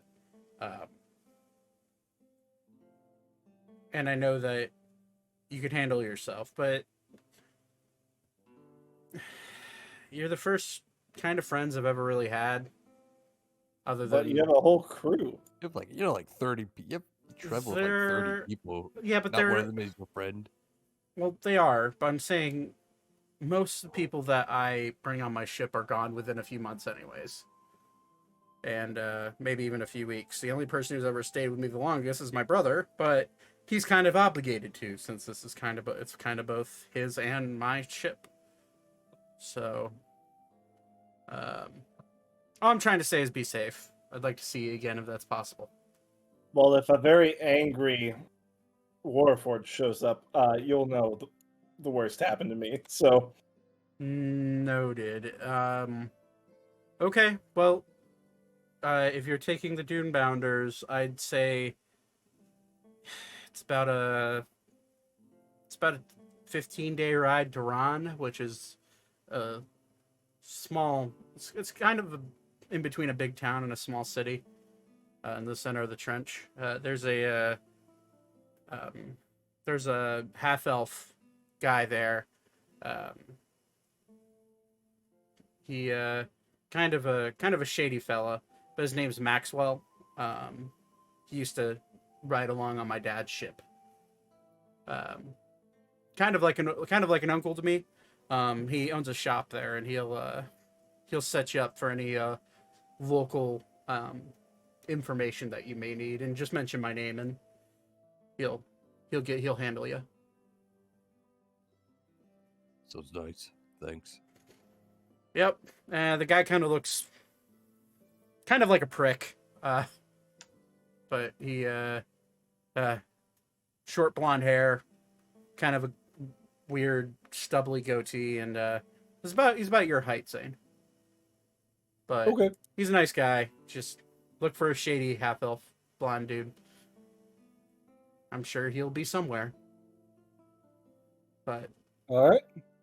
If you'd like to fly us over there and drop us off and save a few days, that'd be nice. Yeah, we could like drop in. well, the weather in the trench doesn't allow me to do that. There's a reason we landed here in the first place. So you have an incompetent ship. I'm gonna ignore what you just said, and I'm gonna I wish. don't know why you're being so rude about the ship. And I'm gonna wish you guys the best of luck. And he'll point to Elka. You have my sending stone. If you need anything, I'll run there You myself can't if get I to have us. to. We'll keep you appraised of any issues. I appreciate it. Well, Did you leave that head in your hotel room? no, I threw that in some alleyway. Sorry. Oh, Gift. Oh, I'll That's a go. lot. Sorry, hubby. I'll go find it. I didn't realize. Now some like little kid's gonna freak out and get hit by a cart or something. 'Cause he's Doesn't- so freaked out. Getting hit by the cart doesn't sound funny, but seeing a kid get freaked out by a severed head does sound a bit funny. Sorry. Yeah, by the way, tell everyone to put stop signs around here. Why's that? Saw a kid get hit by a cart. Oh, that sucks. Yeah. Wow. And honestly, it was pretty funny. I took his shoes. He'll hold up a pair of Okay. shoes. Well, you guys enjoy yourselves. The ship will be here from whenever you come back, and I'm gonna hang out here for a little bit. Peruse the local watering holes. Maybe get to know the locals. Yeah, Yeah. we know what you'll be doing. Wink. Okay, well, safe journeys. And he'll just kind of turn around. And as he starts to walk away, he kind of Gets just... hit by a cart. No, he doesn't. Sorry. No, the cart would break if it hit him. What are you talking about? I was gonna say He runs a into cart a hit. He hits the cart. He hit the cart, yeah. It's like the Hulk cart hitting runs into it's him. like the Hulk getting hit by a car. It's like, yeah, no. What was that? Fly? No. He Picks it up and chucks it. yeah. He walks a few steps, turns around, and just kind of like nods and takes a nice big deep breath and walks away. All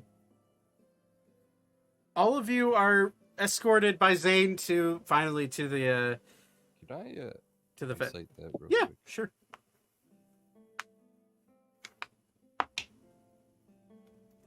Um,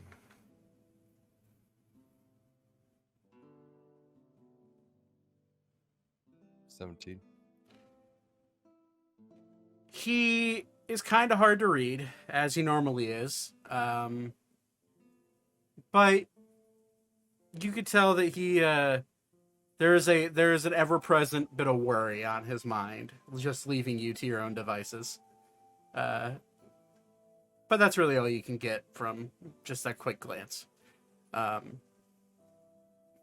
But all of you eventually make your way up to the stables, where you're now first introduced to the Doombounders. They're large and stubby little legs with basically take a weasel and then times it by like 30. And they're just these giant fucking weasels. And you see Kendrick, little halfling man, walk up. Well, I see you're here for your Doombounders. They're fed. They're packed. They're ready to be ridden. I've already packed their food in the saddlebags, so they're ready to be fed whenever, and they're ready for you. Now, there's a trick to riding these Doombounders, just so you're aware. They're a little finicky. Let me just show you. He'll walk up and he'll pet one on the side and immediately he'll bite at him. Because weasels are assholes. And Wait, do they do the weasel dance? The weasel war dance? You get to know them a little better, maybe they will. I'm excited. You can see that they're a little uppity, a little bit on the bitey side. Best way to calm them down is you guys scratch them behind their ears. They really like that. This one. Would these be a creature that I'm familiar with? No, these are uniquely indigenous to this area. Okay. Yeah, you've never seen creatures like this before. And to give you an idea of what they look like, I think I have a token for them. But I will. Yeah, I do. So these are giant weasels. Yo. So. I love them. But they're big enough, Ori, you see, they're big enough for you to get on, but their proximity to the ground based off of where the top of their back is a little bit rough for you, just because your legs are so long. But you, eventually all of you are able to walk up to these things, and they are a bit nippy. I'm going to need... Who's going to be the ones riding, like as in driving, I say loosely, these creatures? I know Ori would be one. Who else? I will I'll ride probably with... be on. Yeah, I'll ride with someone. I want to handle one. I'll ride with Arya, just in case. But Oh yeah, my ass is getting bit. In fact, it is. Get hit by a cart out of nowhere. So, wait, sorry, did Arya say that she wanted to drive one? Yes. Okay. Zane, will you let Arya steer? yes, Okay. Don't worry, we have inspiration. that's right. Yeah, you do I have rolled inspiration die. I rolled a 10. Am I good? This is gonna be fun. I got a 17. Okay, it's a little better. Arya, roll Oh, a better. animal What the handling. fuck? I'm scared. 17. Okay. All right, Vivra. The natural one. You go to walk up, Oh yeah. and immediately you walk up to what looks to be probably the most scraggly looking of the weasels, and as you go to like scritch it behind the ear, it immediately flips its head around and simultaneously bites you and sticks it with the barb of its tail. And it does 7 points of piercing damage. Okay. Immediately Kendrick jumps in. Whoa. That one's a bit Should have warned you first. That one likes to be a bit bitey more than the others. That one is lucky that this one does not bite back. Let's see if I can calm her down. I just rolled a natural 20 on the animal handling check for him. The duality of man. He walks up immediately and just kind of scritches her behind the ear. It's okay. Well, seeing that you bought all of these, you can name them if you want. I hear that it's a kind of a faux pas to name your animals before you take them on a journey, since they'll probably die. But they're yours to name if you want them. I'm gonna name mine Chester. Let me do. I am going. The way I'm going to mark down these names is I'm going to duplicate this token, and I'm going to name them differently because that seems like a good idea. How do we do that? What's the name of the guy that we just bought all these from? His name is Kendrick. I'm gonna walk up to Kendrick, and I really don't care who's watching, and I'm gonna Kendrick. Yeah. If another one of your little beasts bite one of my friends, not only will I kill them, the beast that bit them, but I will come back for you. I'd like to see you try. I can't control these beasts, and they're not my beast. He bought them. Yes, I bought them with him, and I don't want another one of your trained beasts to bite somebody. Am I clear? Well, I can't. Please don't kill Cornelius. Can't control them. I already really like him. So does Laura. I will give you a certain guarantee that they're generally pretty docile. Give me 2 more beasts, because I probably will kill 2 of them on the way. No. You have 500 gold each? Do you want to live? Are you threatening me?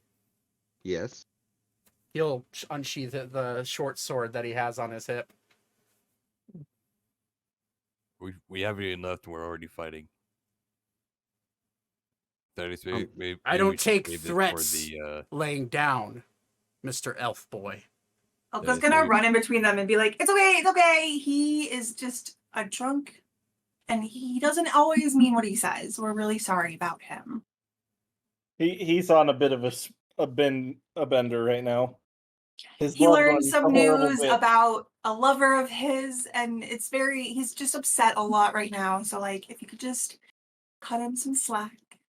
And he will slowly sheathe the sword. I'm gonna. I was gonna hand him a platinum and be like, "Thank you for understanding." Be careful on your way out there. Everybody else, anybody rolled over a 10, are able to handle these beasts fairly well. They're pretty docile. Is that a 10 and up? 10 and up, yeah, 10 and up. 10's the DC. Cool. Beats it. So, I'll Good. pull Thaddeus aside and go, friend Thaddeus, this one appreciates the gesture, but this one knows he startled the beast. Well, they are beasts, and he's an asshole, and I'm not going to put up with that. Thaddeus, Yeah. just let it go. Fair. I'll try. I'm sorry. I've had enough of my friendships destroyed. Do you need a hug? Yes, please. Well, I didn't say I was giving you a hug. I was just asking. We're gonna gonna stop. The most awkward hug. Like we're just gonna talking give- like robotic. Like We're just gonna give both of you a hug and lift you off the ground. I just It's rolled an okay. 18 on crying. It's Yeah. okay. We're here for you. So, Okay, so we have Vivra, Arya, Ori, Elka, and who else steering the creatures? Because there's 5 of them. I think Ilara has good animal handling, right? yes, She but does, yeah. Alara was going to be riding with Ori. That's from what I That makes understood. sense. She could. She's also a 6-year-old, so She also has maybe the best animal handling. She's 6. I thought she was 4. or 4. Yeah. Sorry, she's just a wee Yeah. baby. All right. She could. Let me I'm look only at animal handling. 14. The group's fairly young, actually. Oh, you took the second youngest spot from me. Yeah, I was gonna say Weaver's 16. So Yeah, we have 4, 14, 16. Man, I'm an 18. old fucker. Laura has a +10 animal handling. So if you want to let her drive someone else, or you can do that. That's fine. Alan kind of like, hey, I kind of weigh a lot, so someone light's gonna have to ride with me.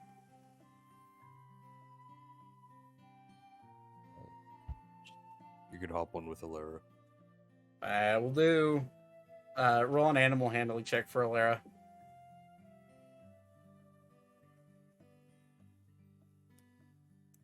Ooh. It's a nat 1. It'd be an 11. Well, it's so nat 1s and nat 20s don't matter on skill checks in this game. So nat 1 plus 10 does beat the 10.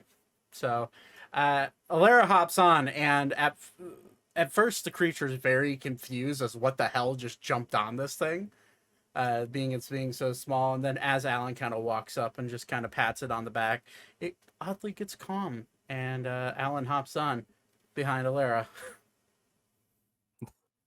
Phew. Cutting it close though. I'm gonna jump on one and say I need a driver, please. So yeah, who's riding with who? Ori, you're gonna be riding by yourself since there's 9 of you, and you're a big guy. So Elka looks at Weavra and goes, would you like to ride with me, friend? Considering this one has not endeared himself to these creatures, please. He's gonna like lean down to like rub the top of the weasel's head, and she's like, Chester wouldn't hurt anybody. write down the names of the creatures that you're naming them, please and thank you. And then if you can send them to me after the session, that would be great.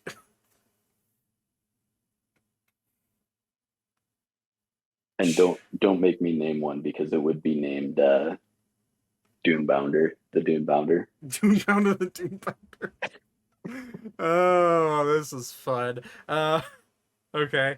So Arya, you have so Elka's riding with Vivra, Alara's riding with Alan, Ori's riding by himself. Zane, is Thaddeus just gonna hop on the back with you? Either that or with Tiny. Okay. Yeah, he can ride with me. It's fine. All right. So, and then what's left is Beep and Zane. Zane, since Vivra kind of ditched the idea of riding one, make an animal handling check. Oh, I'm ready with Ari. Who? I was riding with Aria. Oh well, Thaddeus kicks you off. Okay.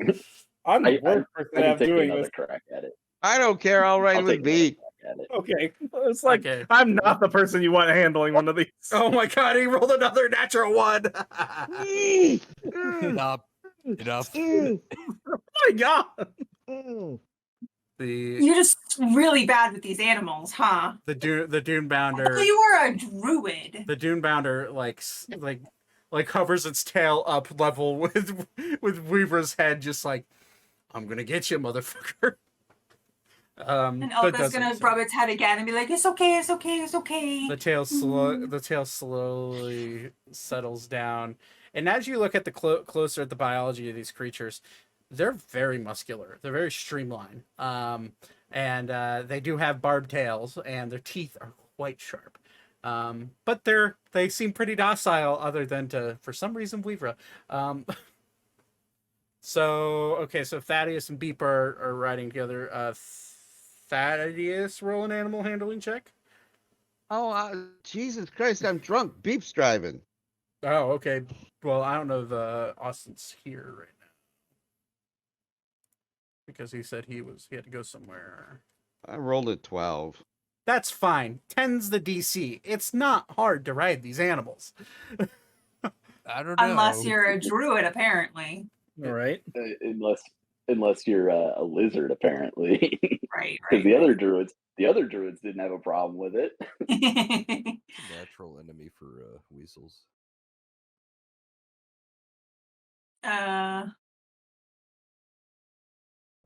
Don't weasels eat snakes? Weasels eat a lot of things, but yes, snakes. They do. No, that's mongooses you're thinking of that go after snakes. But these are weasels, very clearly weasels. Owls, hawks, and eagles. So this ain't adding up. But all of you eventually mount up and start to head towards the trench. As you get closer and closer, you do notice along the road and to the north, you notice windmills on your right, and you start to feel the breeze from the trench start to pick up. And it is a warm breeze. Weavra, it's actually very reminiscent of the Sabbath Desert in a way that it's not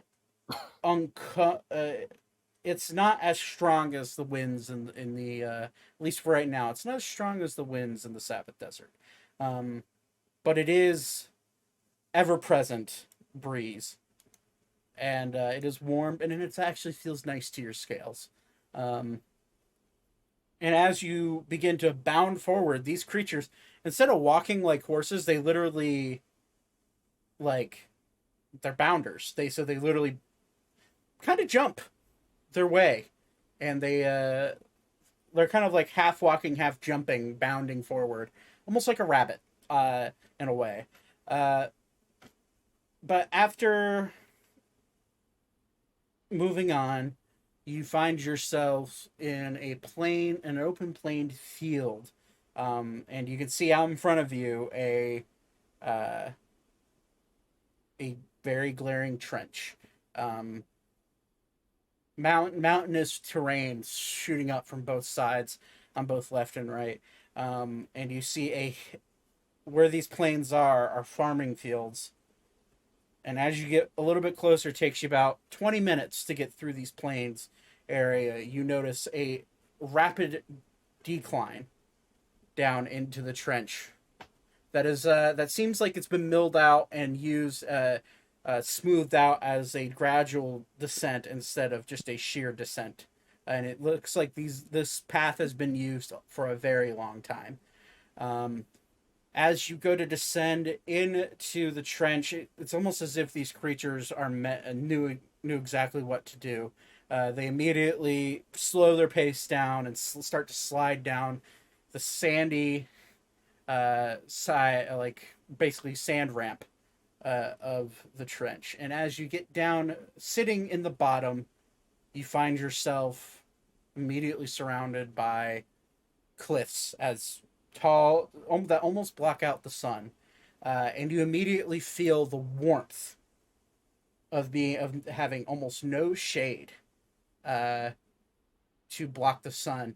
You can't see the sun, but its heat is ever present as you go deeper and deeper into this trench, and eventually you do hit the ground level bottom, and you look out and there's just dunes everywhere the eyes can see, and it's just like a sea of sand.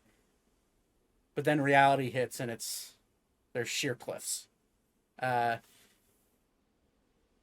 you continue forward. Who's going to be manning this caravan through the trench? Like, as a lead? As a lead, yes. I vote for Zane. I'm the de facto leader here.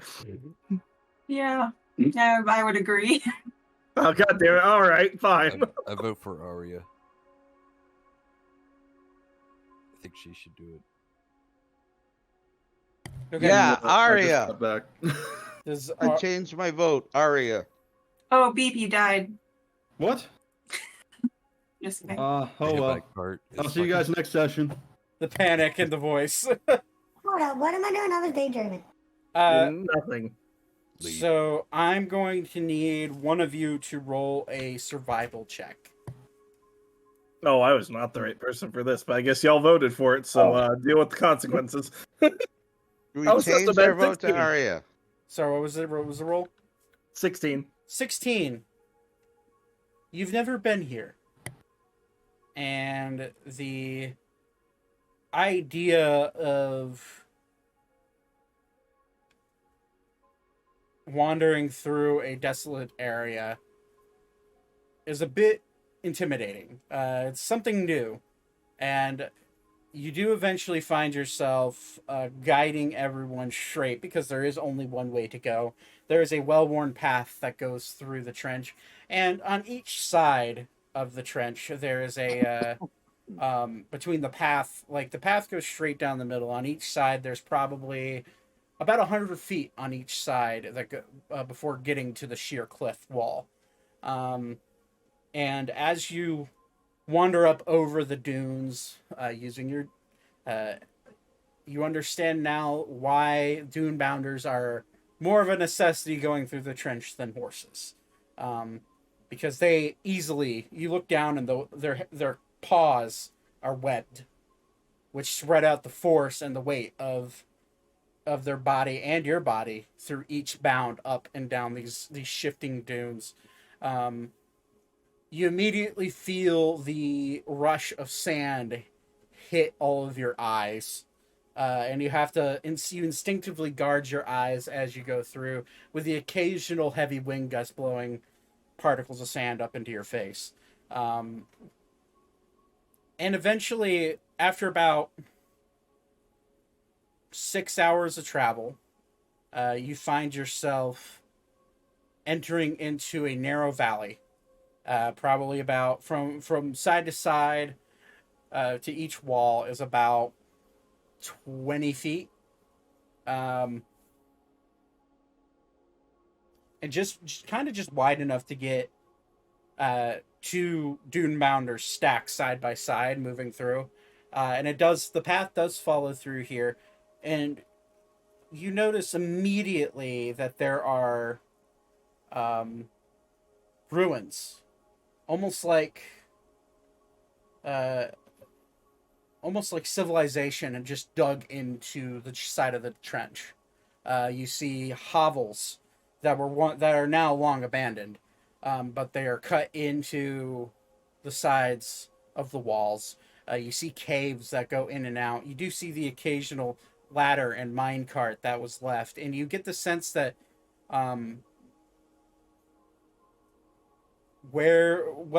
either this place used to be a small town, or a small civilization, or maybe it was a mining camp at one point.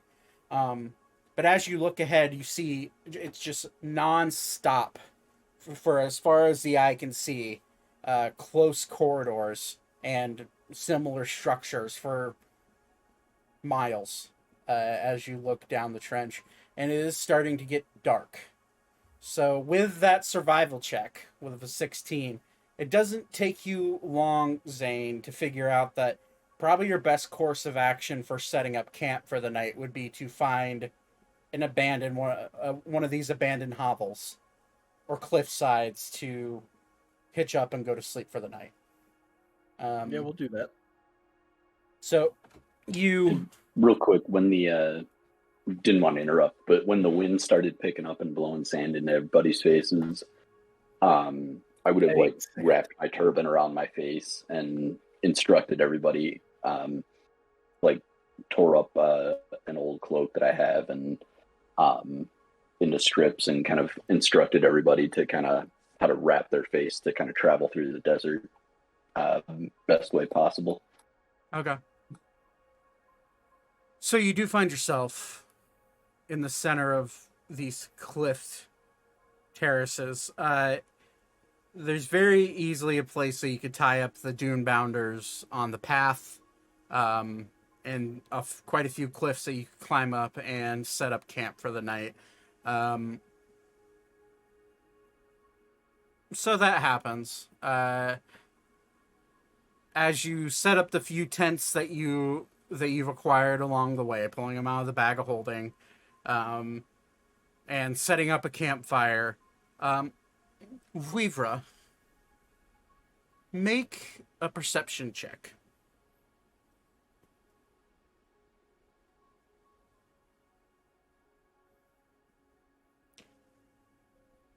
You look up through all these walls and all these caves, and you can't help but feel both simultaneously isolated from the rest of the world, but also an odd feeling of claustrophobia comes over you, even though you're not very claustrophobic to begin with. Yeah, I think I'm pretty claustrophobic. Well, within reason, yeah. But you're in a wide open space, but you can't help but feel just a bit claustrophobic. And with a 16, you can't help but feel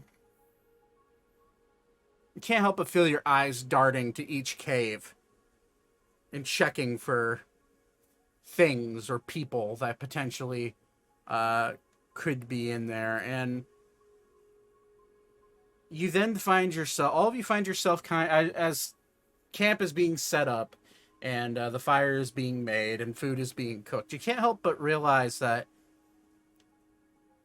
this area probably used to be a civilization of some sort.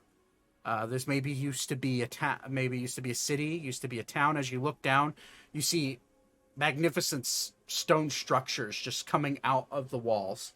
And you could tell that this was once well lived, and maybe at one point in time it was abandoned, and then it was used as a mining operation, or maybe some of those land surveyors got here and realized that building in the cliffs just wasn't an option for them.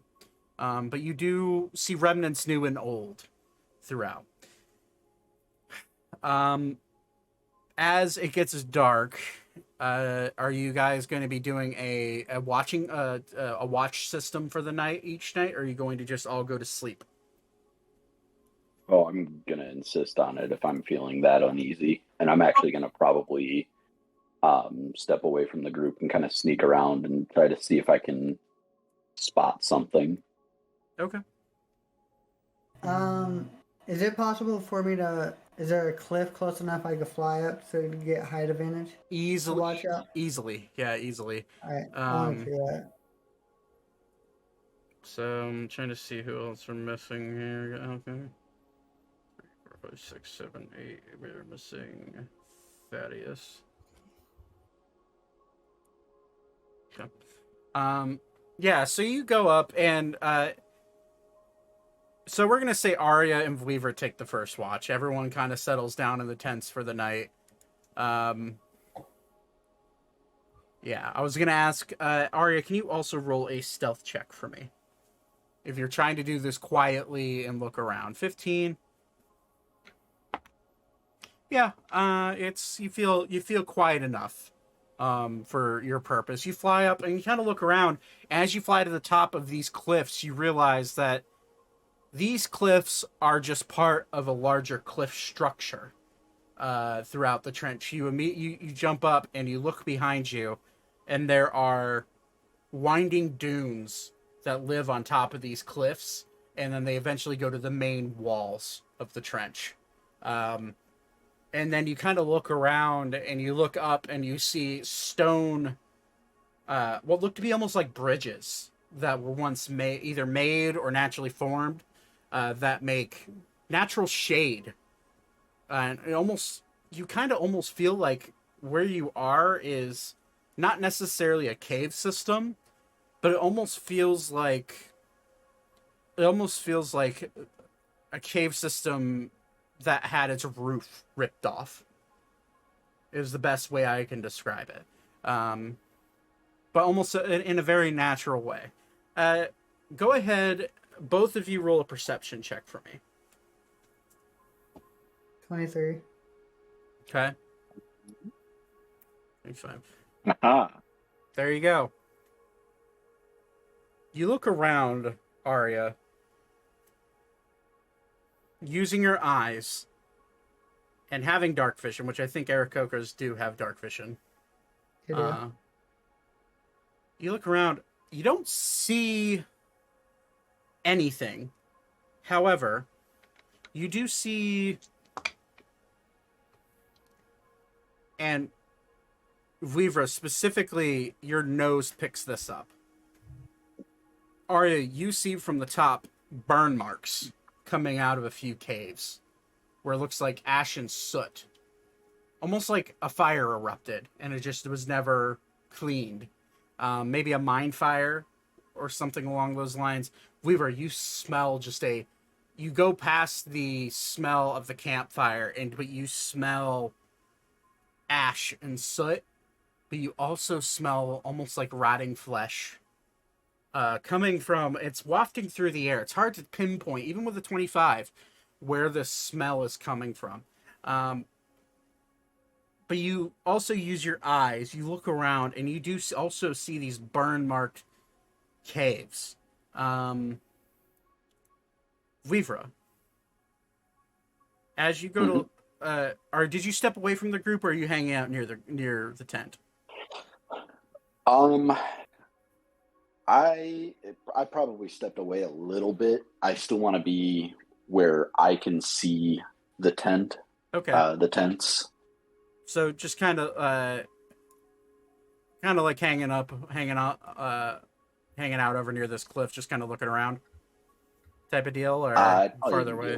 I'd probably even be a little bit further away. Okay. Yeah, that's probably about good. Okay.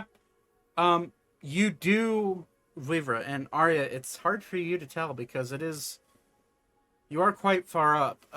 You do, Weaver, you see what looks to be... You've seen desert mirages before. You've seen the hallucinatory, waves that go through your vision as you look across a smoldering desert. But you almost see that in a shaped form from up here. Sorry, I had my character sheet. I did not see from up where. From up on top of this cliff, and Okay. it's a very brief, and it's very kind of like a blink and you'll miss it type of moment. But you see that, and you just can't help but continue to look at that area.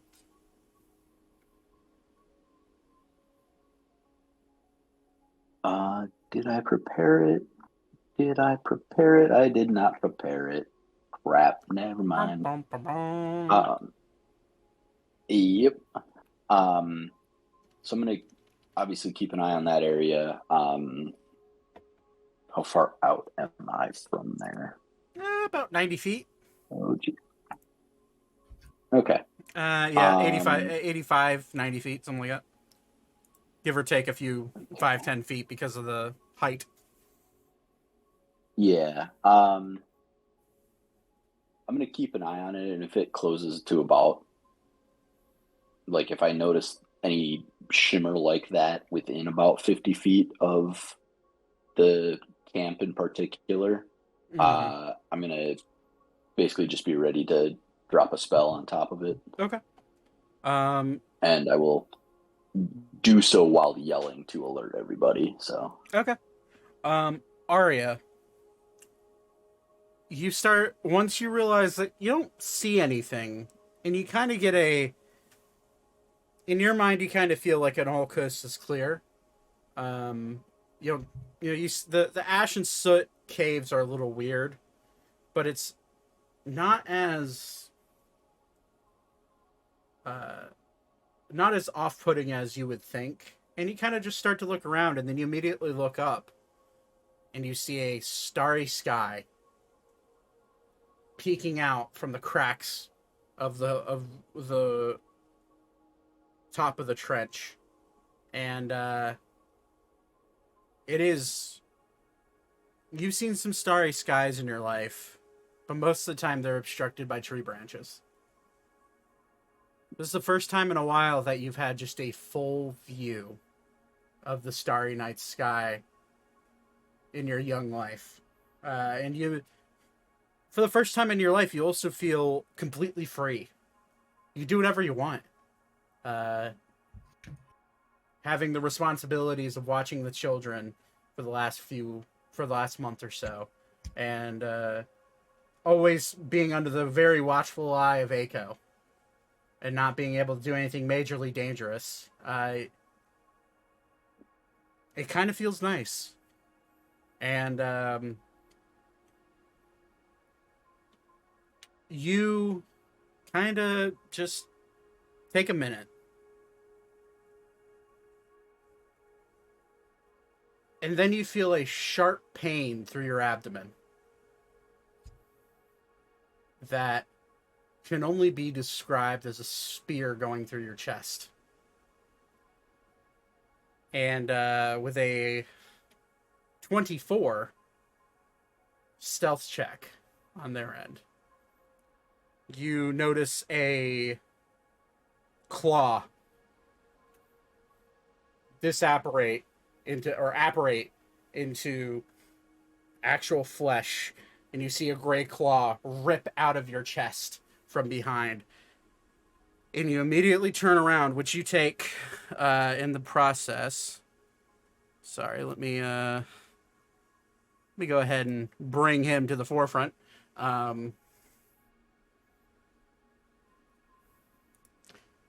You immediately take... I can't remember what his attack roll is.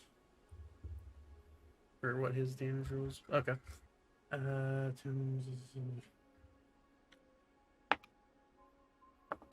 You take 11 points of piercing damage. And you turn around and you see this malformed bird-like creature, which now the smell hits you. Ash, rotten flesh, and staring you down as the only thing that could describe this creature for you in your mind as a devil, as a demon. And it immediately jumps back, and you hear it start to squawk, and you just hear, and Vivra, you immediately watch the canyon begin to become alive. And you see shimmers of light shoot out from all over the place. And in front of you, you see... Well, I gotta... Come on. Work for me here. Roll 20. You see tiny little creatures running around. They're like little green scaled creatures. You see more of these bird-like creatures appear. The one that you see a shimmer from the top of the cliff, and you immediately realize it's one of these bird-like creatures. And right next to you, which is one that you did not see, you see a tiny little creature, imp-like, but not an imp. Pop up next to you, and it kind of looks at you. It just kind of goes, and looks at you, smiles, and jumps onto the tent and starts to rip it up. Immediately, everybody in that tent, which we'll say is Beep, Alan, Ori, and Alara, you're immediately woken up to this screeching, clawing little creature. I'm yelling. Yeah, as soon as it apparates and makes a move, I was holding on to Fairy Fire because I thought that they were going to be it was going to be something clustered or invisible. But in the spirit of, what my character would do if I'm basically planning on casting that off, I'm just going to cast it so that it hits this little guy, because there's only Dex this is little guy. his 'Cause dex there's only save the is one. what's the say? So they seven. I rolled a natural 1 for him, which tracks. Yeah, you immediately hit him with a fairy fire. He just lights up with a whatever color you want, glow. Yeah, and I'm also yelling, "Rise, foes abound!"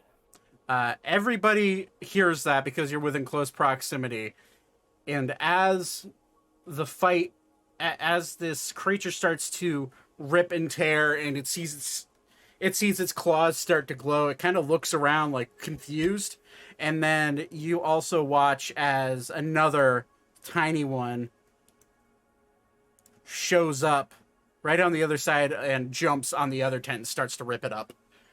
Zane and Zane, Elka, and Thaddeus, you're immediately woken up to claws ripping through your tent, and as the seeming ambush from whatever these creatures are begins to start, that's where we'll end tonight's session. Oh, I was gonna do something. All right. Okay.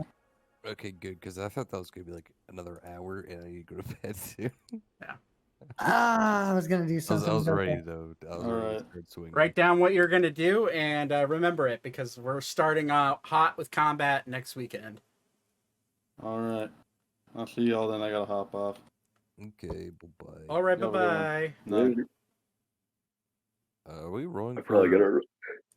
Are we rolling for initiative? No, we're doing that first thing next session. Okay, yeah. Alrighty. All right, I gotta bounce. All right, guys. I'll be back. All right, see ya. Bye. All right, everybody. Thank you for watching. We're getting into some meat and potatoes of this. Fiend attack is what this is. So we'll see what happens afterwards with everything. But yeah, hope you guys enjoyed tonight's stream and tonight's episode. We'll be back with you next weekend, Sunday night. Again, expect a new merch drop here in the next few days. It's taking me longer to get it ready to go, but that will be available for everybody. And hopefully this week. That's my goal. And there will be a 15% off sale that goes with it, like I do for most of our merch drops. So if you want to go check that out, that's cool. Reminder for everyone who's listening right now on the podcast, we will be starting to run ads here fairly soon that are like mid-roll or pre-roll ads. So fair warning to that. And hopefully you guys enjoyed it. Corgan, as always, buddy, thank you for hanging out. I saw Arcadis in here as well, and a few other people. Thank you for coming in and chatting and making this stream possible. So anyways, thank you for hanging out. I love every single one of you, and we will catch you next week's episode. Have a wonderful night.